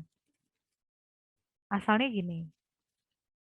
Menurut McNicholas, keamanan maritim adalah langkah-langkah yang diambil oleh pemilik, operator, administrator kapal, dan seterusnya. Terus kemudian,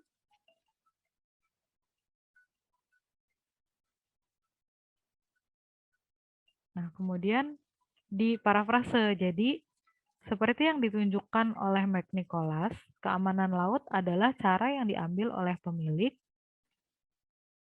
Jadi ada parafrase di sini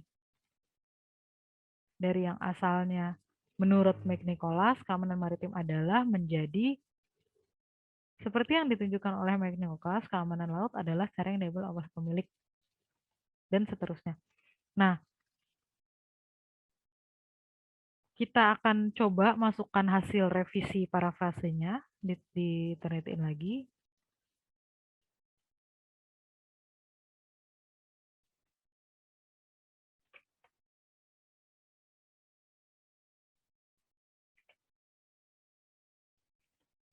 Kita masukkan revisi 1.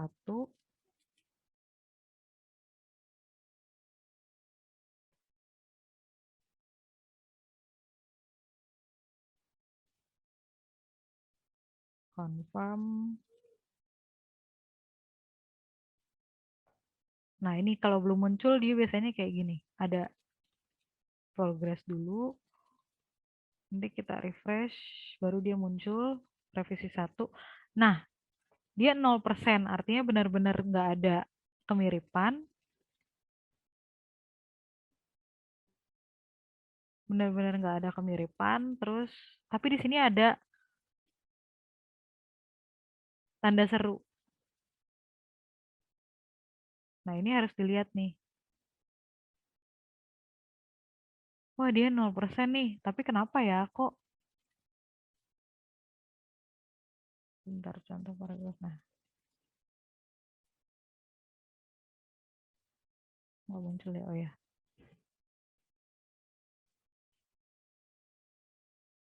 Nah, dia 0% nih, nggak ada yang mirip gitu.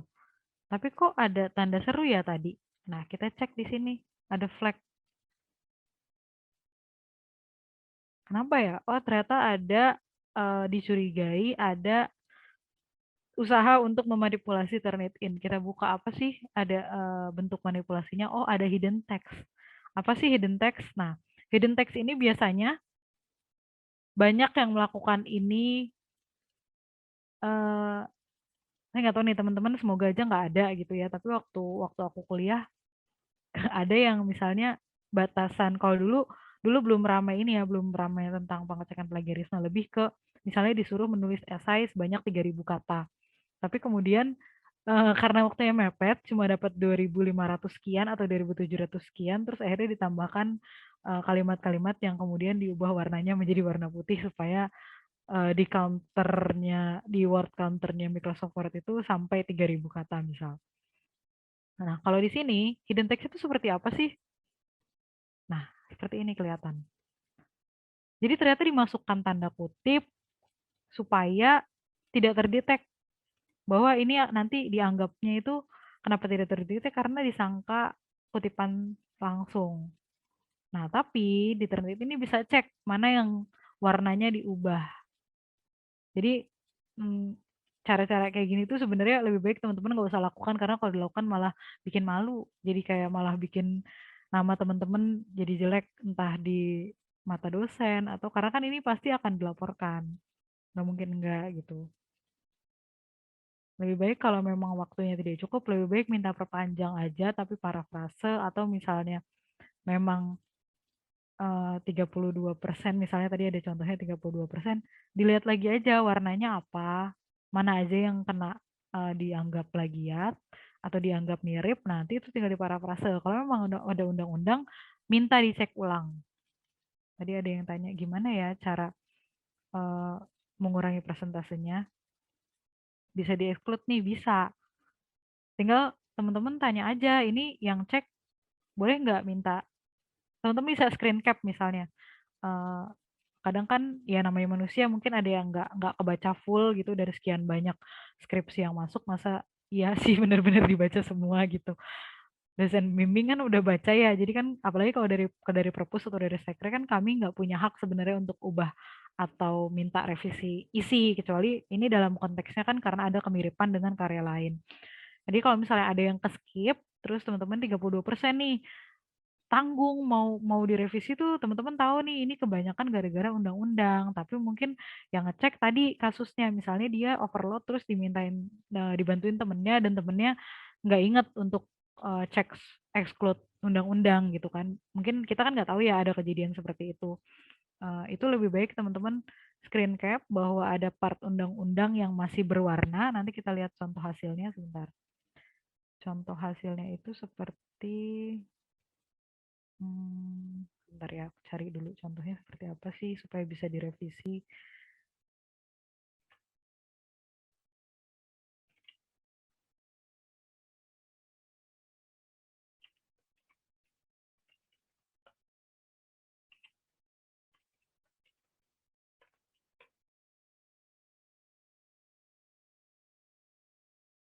Dan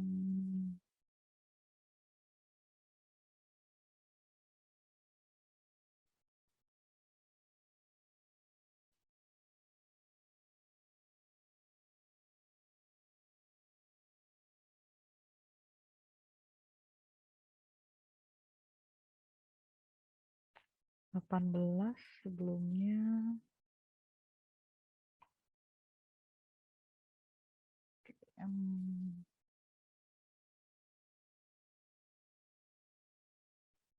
Oke, ini contohnya ya.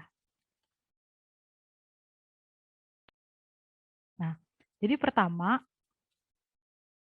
hasil kemiripan. Jadi gini, kalau ada hasil persentase di Turnitin itu bukan berarti teman-teman pasti plagiat 31%, enggak.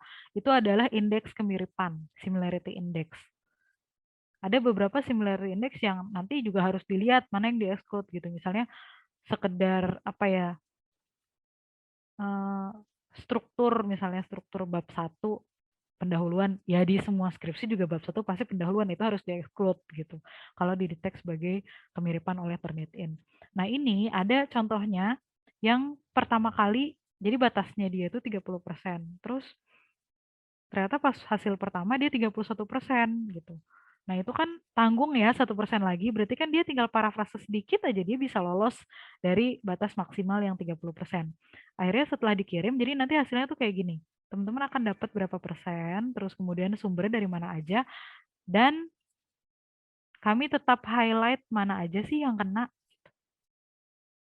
Misalnya ini, wah satu paragraf kena, ya udah parafrase yang bagian ini gitu. Jadi ini sebenarnya memudahkan kalau misalnya teman-teman cek pertama terus lebih dari 30% gitu.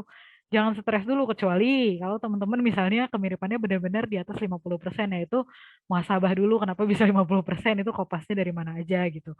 Tapi kalau misalnya 30 sekian persen yang tinggal tanggung-tanggung masuk batas maksimal, tinggal teman-teman cek aja eh, yang berwarna, yang parah banget yang mana ya. Oh, ini ada 5 gitu ya. Ini saya ngambil dari mana ya? Itu teman-teman bisa cek juga nomor 5 kan berarti.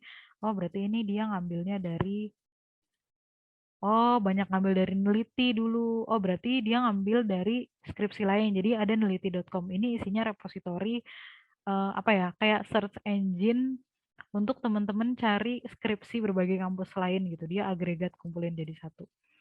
Berarti itu dari skripsi lain ya. Mungkin waktu itu lagi skip atau buru-buru nih deadline dari dosen pembimbing tanggal sekian, akhirnya masuk semua. Mengartikan diplomasi kebudayaan sebagai upaya, wah berarti ini waktu itu saya kopas ya. Ya udah parafrase yang ini. Terus kemudian cari lagi yang mana ya yang kira-kira bisa ngurangin 1% itu gitu. Karena kan dia 31%. Kuranginlah 1%, 2%. Oh, mana lagi yang bisa di parafrase, cari lagi. Yang kira-kira itu akan bermakna banyak gitu. Oh, ini cukup banyak parafrase di sini. Jadi ini sebenarnya bukan suatu hal yang perlu ditakuti gitu. Malah ini sebenarnya lebih mirip kalau teman-teman double cek sendiri itu akan kelihatan. Tapi kalau misalnya kadang kan ya gajah di pelupuk mata tidak tampak gitu kan, yang kelihatan semut di ujung lautan. Jadi emang harus orang lain yang cek gitu, harus kalau misalnya kayak gini teman-teman ngerasanya, oh ini mah udah pasti, teman-teman ngerasanya ini parafrasa, padahal sebenarnya waktu itu pas ngerjain teman-teman lupa parafrasa atau lagi ngantuk, terus oh ya udah kopas aja segini gitu. Oh sayang banget nih, padahal ini bisa ngurangin sekian persen gitu, misalnya itu tinggal parafrase. Nah hasilnya, hasil revisinya dia bisa dapat 18% gitu. Jadi ini bukan hal yang perlu ditakuti gitu. Justru ketika teman-teman minta cek terus ternyata di atas 30, oh ya udah revisi aja gitu. Oh ini cuma revisi Turnitin, bukan revisi dari dosen gitu. Kalau revisi dosen kan benar-benar harus ubah metode misalnya, atau misalnya ulang penelitian atau apa. Ini kan enggak, hanya penulisannya aja yang harus diparafrase gitu. Iya, nanti hasilnya kayak gini. Jadi kalau misalnya teman-teman minta cek ke perpus, dibalasnya dengan hasil seperti ini. Dokumennya bentuknya seperti ini. Ada jumlah persentasenya, terus sebagian besar dari mana? Oh, dari internet nih dia ngambilnya sebagian besar. 4%-nya dari skripsi gitu. Dari skripsi atau tesis. Nah, yang benar-benar dari jurnal ternyata cuma sekian. Atau misalnya jurnalnya juga ada, tapi digital nih, internet source. Nah, tapi ada juga beberapa misalnya, oh kok ada yang sama ya dari Blogspot, perasaan saya nggak ngambil dari Blogspot. Nah, ini teman-teman nggak usah terlalu dipikirin, karena ini kalau diklik, diternitin, ini bisa jadi banyak, bukan blogspot.com aja, tapi ada sumber-sumber lain juga. Nah, cuma yang paling sering muncul di Google, kalau di Google tuh ada apa ya, kayak CEO, SEO. Jadi kayak yang paling sering muncul di pencarian awal mungkin dia, karena dia mungkin pakai trik tertentu supaya mudah muncul. Nah, ini kelihatan sumbernya dari mana aja gitu. Jadi nggak masalah, malah kalau kayak gini dari 58 dari 31%, terus teman-teman udah dapet nih, udah kelihatan kan yang diwarnain yang mana yang perlu diparafrase mana. Kalau kayak gini dokumen merupakan misalnya apa ya yang sedikit banget. Peneliti adalah instrumen kunci dalam penelitian. Ini diparafrase boleh, enggak juga boleh. Sebenarnya ini nggak terlalu ngaruh sama persentase karena cuma sedikit. Jadi teman-teman cari aja yang memang banyak kayak gini. Wawancara adalah, nah ini kan perlu, ini kan banyak nih, ini bisa diparafrase sebenarnya, gitu. Ini juga sebenarnya bisa diparafrase. Nah, itu nanti kalau sudah diparafrase, ya udah bisa berkurang sebanyak ini gitu. Itu masuk akal. Jangan ambil jalan pintas kayak tadi misalnya. Ada kasus dia pertama kali dicek 60 sekian persen, terus kemudian revisi tiba-tiba 8%. Nah, itu secara logika aja eh, akhirnya orang jadi curiga gitu.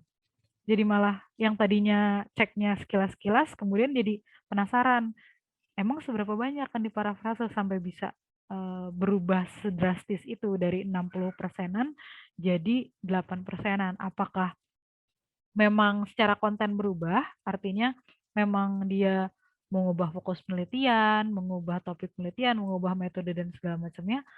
Tapi itu juga dipertanyakan apakah sudah dengan persetujuan dosen bimbing atau belum gitu kalau memang diubahnya sebanyak itu. Atau ada trik-trik yang dilakukan kayak tadi, misalnya dia menyembunyikan tanda kutip dengan warna lain. Nah, itu adalah jalan pintas, tapi justru ya meskipun nanti hasilnya tetap dapat 8%, dikirim ke dosen bimbing kesannya kayak, wah saya lolos nih dari ini, dosennya nggak bakal berisik lagi. Padahal sebenarnya dosennya udah dapat info dari perpus namanya siapa, kenapa dia bisa sampai serendah itu misalnya gitu. Atau ada kasus lain juga, hasil Zoom meeting ini bisa dilihat mana ya? Ini Zoom meetingnya direkam, nanti mungkin akan kita upload juga sih di YouTube Perpus. Nah, ada contoh lainnya adalah misalnya dari sini. Teman-teman ada yang mau coba parafrase?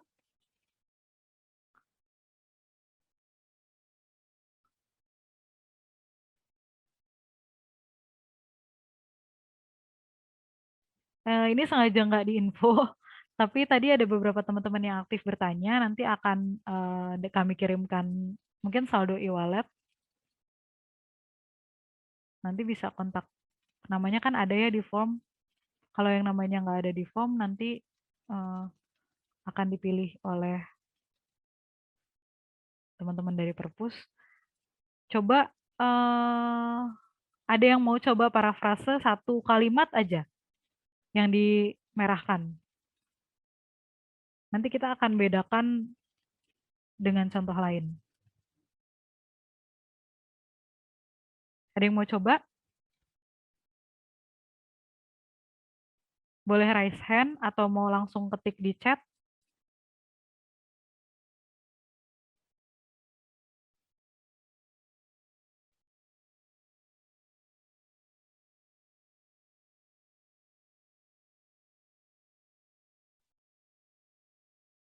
Coba kita share yang ini aja.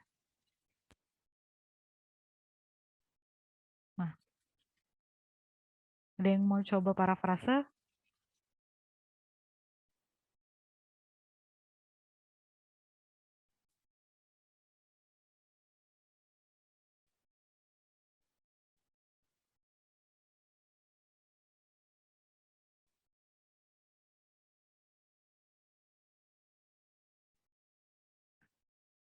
Belum ada?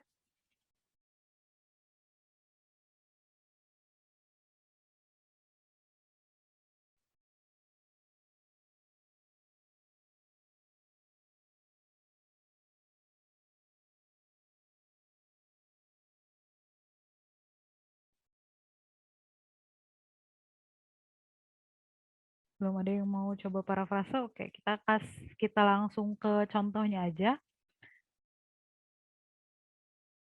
Ada contoh parafrase seperti ini misalnya. Oke, kita lihat lebih mudahnya mungkin dari kalimat pertama ya.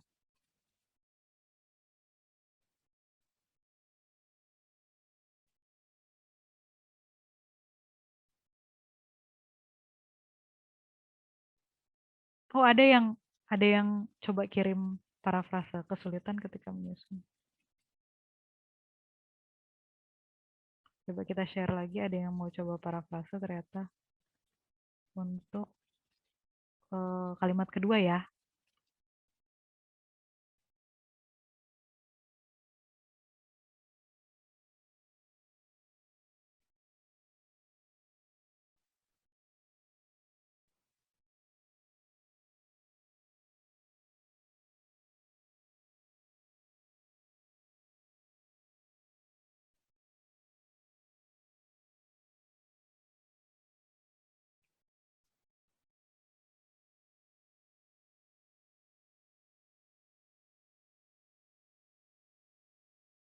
Kesulitan dalam merumuskan konsep keamanan maritim dapat dikatakan terjadi karena menghindari tindakan preemptif terhadap forum-forum keamanan maritim yang berada di luar mekanisme PBB.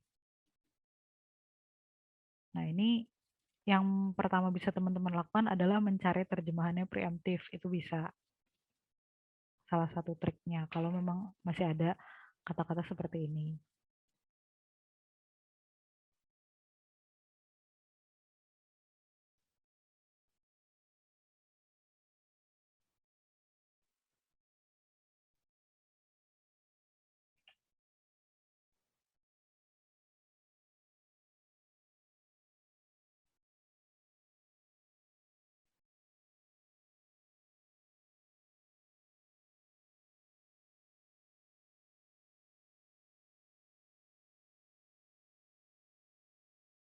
Coba kita tunggu sampai 10.45.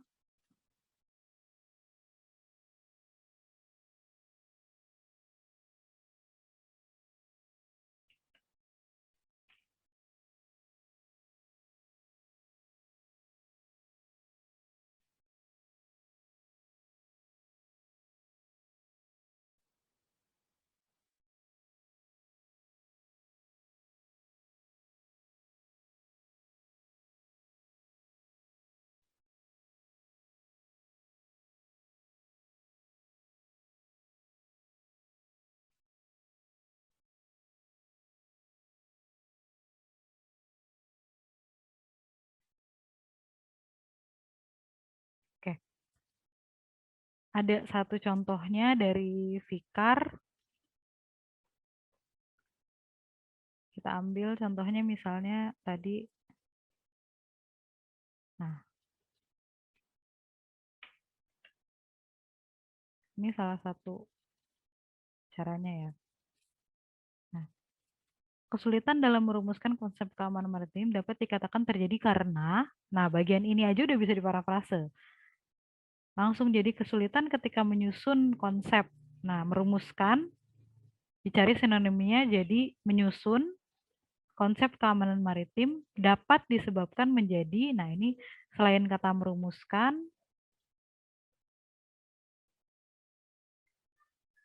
yang diubah dapat dikatakan terjadi juga diparafrase menjadi dapat disebabkan.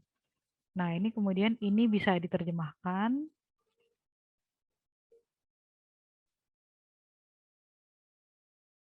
Forum-forum, kata plural atau jamak bisa teman-teman ganti jadi berbagai forum atau beberapa forum tergantung konteksnya. Jadi sebenarnya parafrase ini trik aja sih, pinter-pinter teman-teman kenapa harus diparafrase kan yang penting intinya sama Kak gitu. Kenapa? Ya karena ini adalah karya ilmiah teman-teman. Jadi kalau misalnya teman-teman cuma kopas, belum tentu teman-teman sebenarnya ngerti ini maksudnya apa. Kalau misalnya di sini di kopas, Ya udah preemptif. Terus teman-teman nggak tahu preemptif artinya apa. Terus nggak tahu juga kesulitan merumuskan tuh sebenarnya apa sih, artinya sendiri nggak tahu ini apa. Kalau di sini di tinjauan pustaka teman-teman belum ngerti konsepnya apa, terus nanti pas penelitian mau bahas tentang konsep keamanan maritim bagaimana gitu.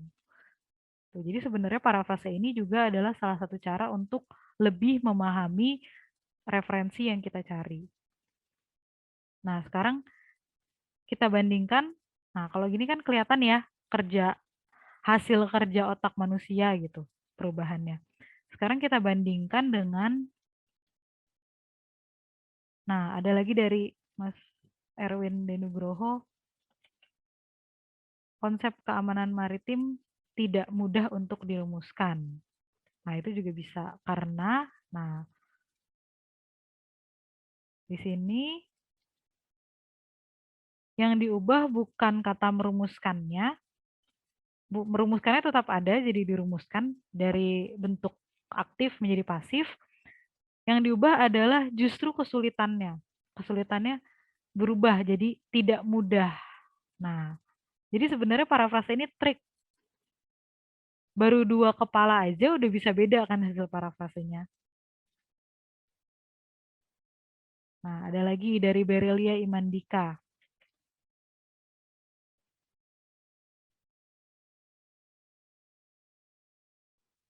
Coba kita,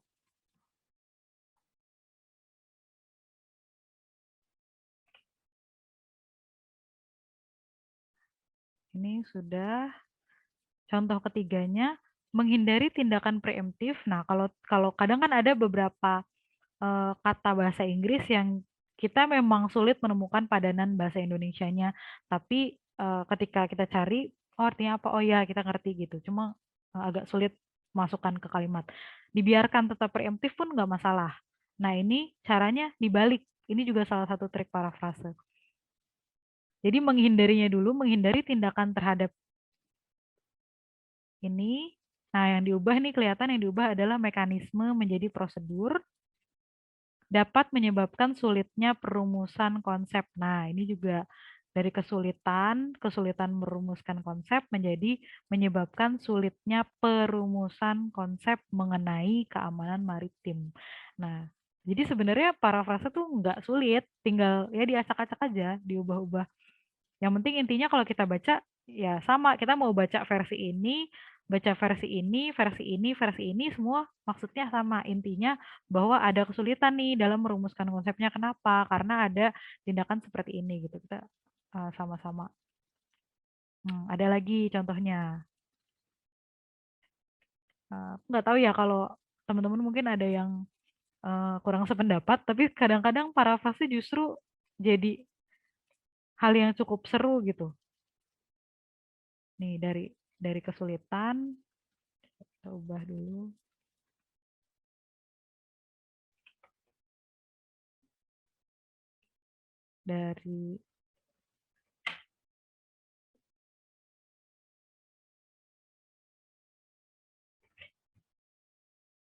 Dari kesulitan di sini menjadi kerumitan saat menyusun konsep. Nah, ini merumuskan menjadi menyusun.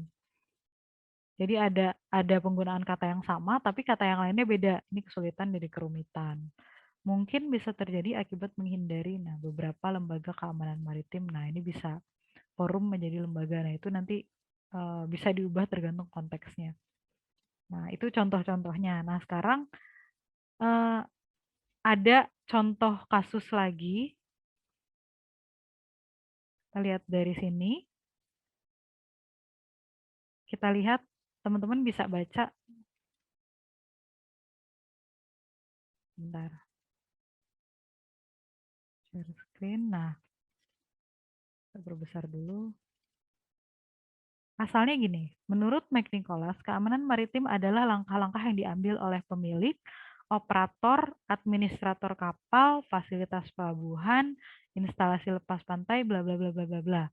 Nah, coba teman-teman fokus di sini dulu pertama.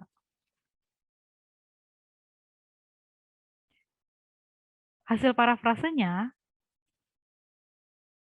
seperti yang ditunjukkan oleh McNicholas, Ini ada typo, Mac Nicholas menjadi M Nicholas.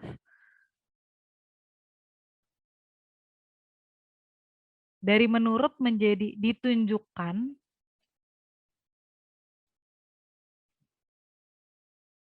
Keamanan laut adalah cara yang diambil para juragan, administrator, kepala kapal, dan asosiasi laut untuk melindungi wilayah laut. Kita bandingkan dengan ini.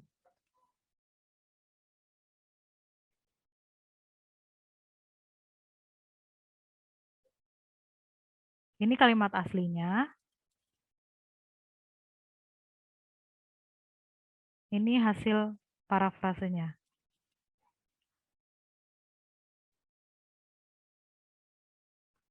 Sekarang teman-teman bandingkan. Ini hasil parafrase yang baik atau bukan?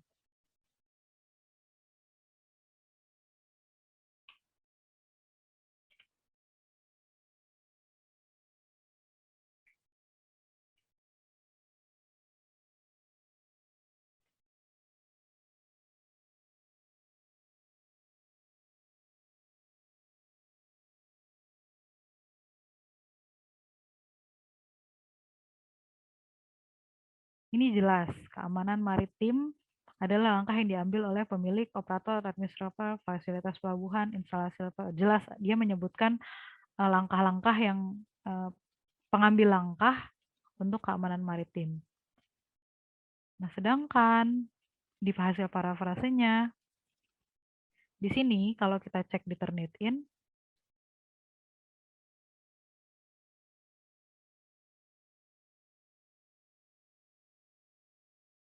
ini ada dia aslinya. Ini gini ya. Kita cek di Turnitin yang tadi hasil revisi yang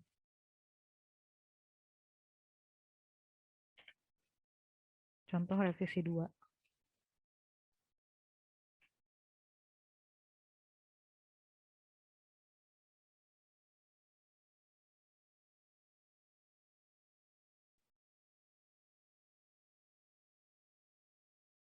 Ini masih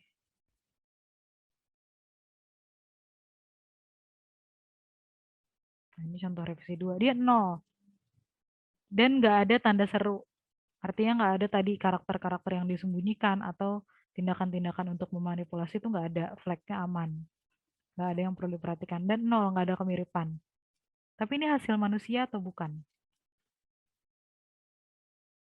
Ini juga bisa kelihatan gitu. Sekarang cara bedainnya tinggal teman-teman bandingin aja. Ketika teman-teman baca hasil parafrasenya tadi banyak ya, ada hasil parafrasenya Fikar, terus Erwin, Berilia, Nadia. Mau dibaca berapa kali pun kita tetap bisa paham gitu maksudnya apa. Yang disampaikan masih hal yang sama. Tapi kalau misalnya teman-teman baca ini, seperti yang ditunjukkan oleh satu dari menurut menjadi seperti yang ditunjukkan.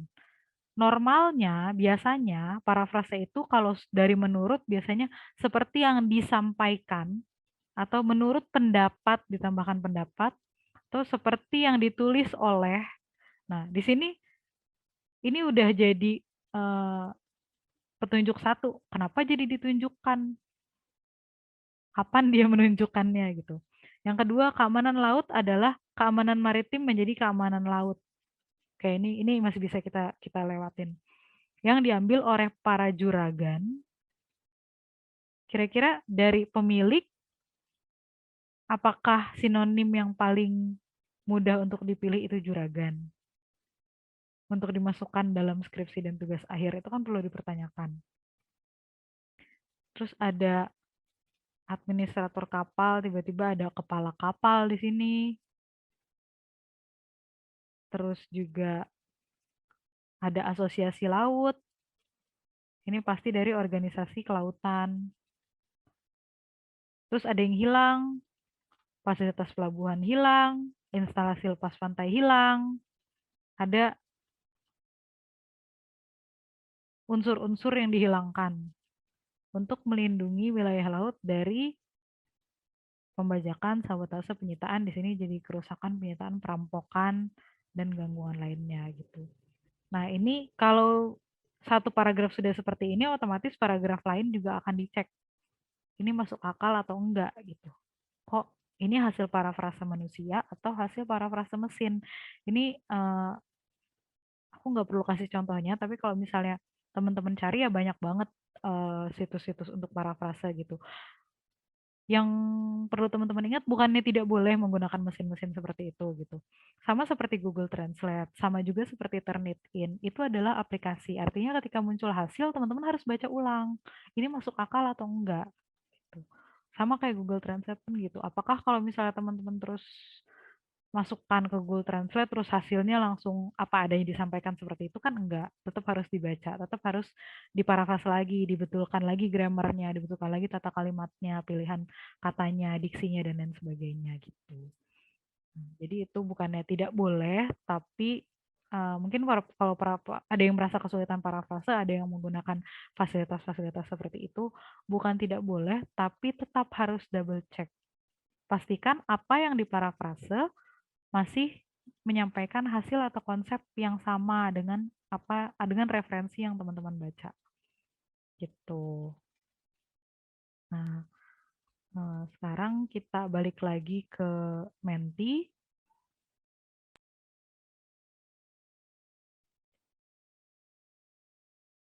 Tadi ada yang isi di sini ya, menghindari tindakan preemptif. Kita balik lagi ke Menti. Buat teman-teman yang tadi belum sempat ke Menti, bisa ke menti.com pakai kode yang tadi atau tadi di atas ada.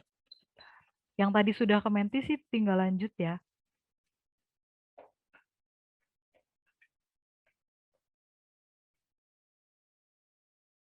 Nah,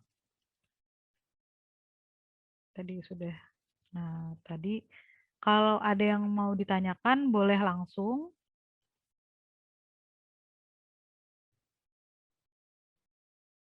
atau boleh unmute juga. Tapi kalau nggak ada, kita sudah pukul 11. Kalau nggak ada kita lanjut. Tetap kalau mau ada yang mau tanya lagi bisa di bagian bawah ada open Q&A itu bisa diisi. Nah, sekarang di akhir sebelum nanti ada teman-teman dari perpustakaan yang akan kirimkan link untuk feedback teman-teman untuk sesi literasi informasi hari ini, nanti minta tolong bantuan teman-teman untuk diisi apa yang kurang, apa yang perlu ditambahkan lagi. Nah, tapi untuk sekarang eh, aku mau minta tolong ke teman-teman nih, sebenarnya seberapa penting sih pengecekan kemiripan dengan Turnitin Feedback Studio ini? Kalau misalnya untuk sekarang sebenarnya dari perpustakaan lebih condong untuk cek artikel jurnal. Nah, apakah memang semua perlu dicek? Misalnya tugas akhir perlu dicek atau cukup proposalnya aja? Itu bisa teman-teman sampaikan juga. Nah, makalah dan tugas perkuliahan tuh perlu juga nggak sih gitu? Apakah atau skalanya juga bisa teman-teman beda ini yang artikel jurnal misalnya sangat penting gitu 10 ya, atau tugas akhir berapa, kalau makalah sama tugas harian nggak terlalu perlu lah gitu atau gimana gitu. Nanti ini bisa jadi masukan teman-teman di perpus juga, sekaligus nanti bisa disampaikan juga ke prodi atau fakultas teman-teman. Sebenarnya teman-teman butuh nggak sih layanan Turnitin ini? Nanti juga teman-teman bisa pilih nih, misalnya nanti ada dari sekre yang mau cek, tapi teman-teman mau minta ceknya ke perpus aja, itu juga nggak masalah. Teman-teman bisa langsung ke bit.ly/reclip.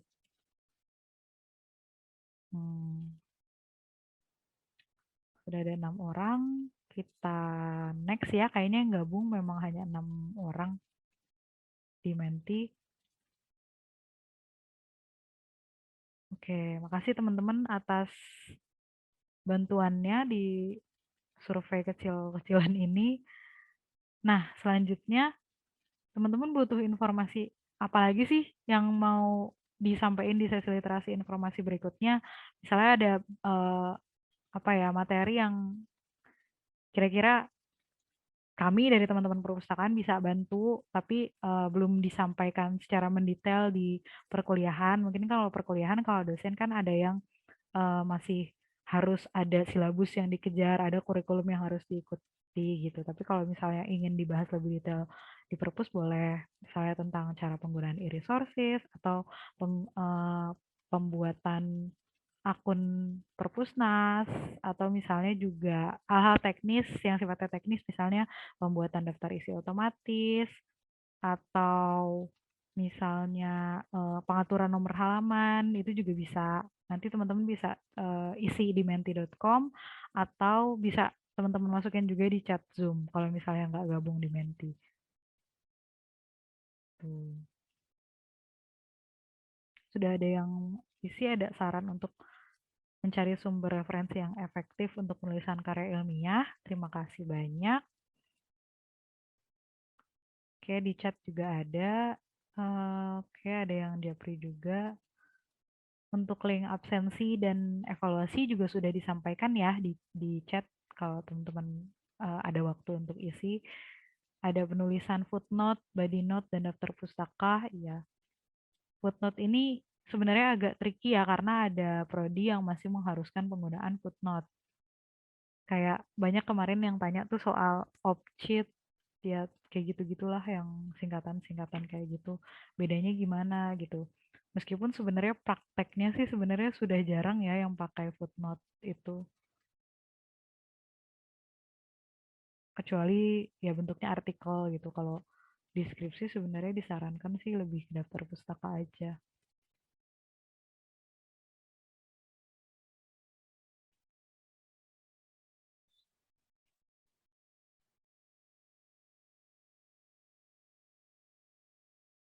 Oke, kalau ada yang nanti setelah sesi baru terpikir untuk diadakan juga boleh disampaikan ke perpus.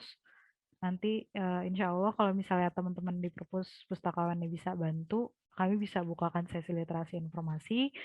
Atau kalau misalkan kami belum berkompeten, kami bisa undang narasumber untuk mengisi sesi literasi informasi yang berikutnya. Oke, sekian dari aku dan teman-teman perpus. Kalau tidak ada pertanyaan, kami cukupkan sampai di sini. Tadi untuk yang bertanya ada berapa orang ya?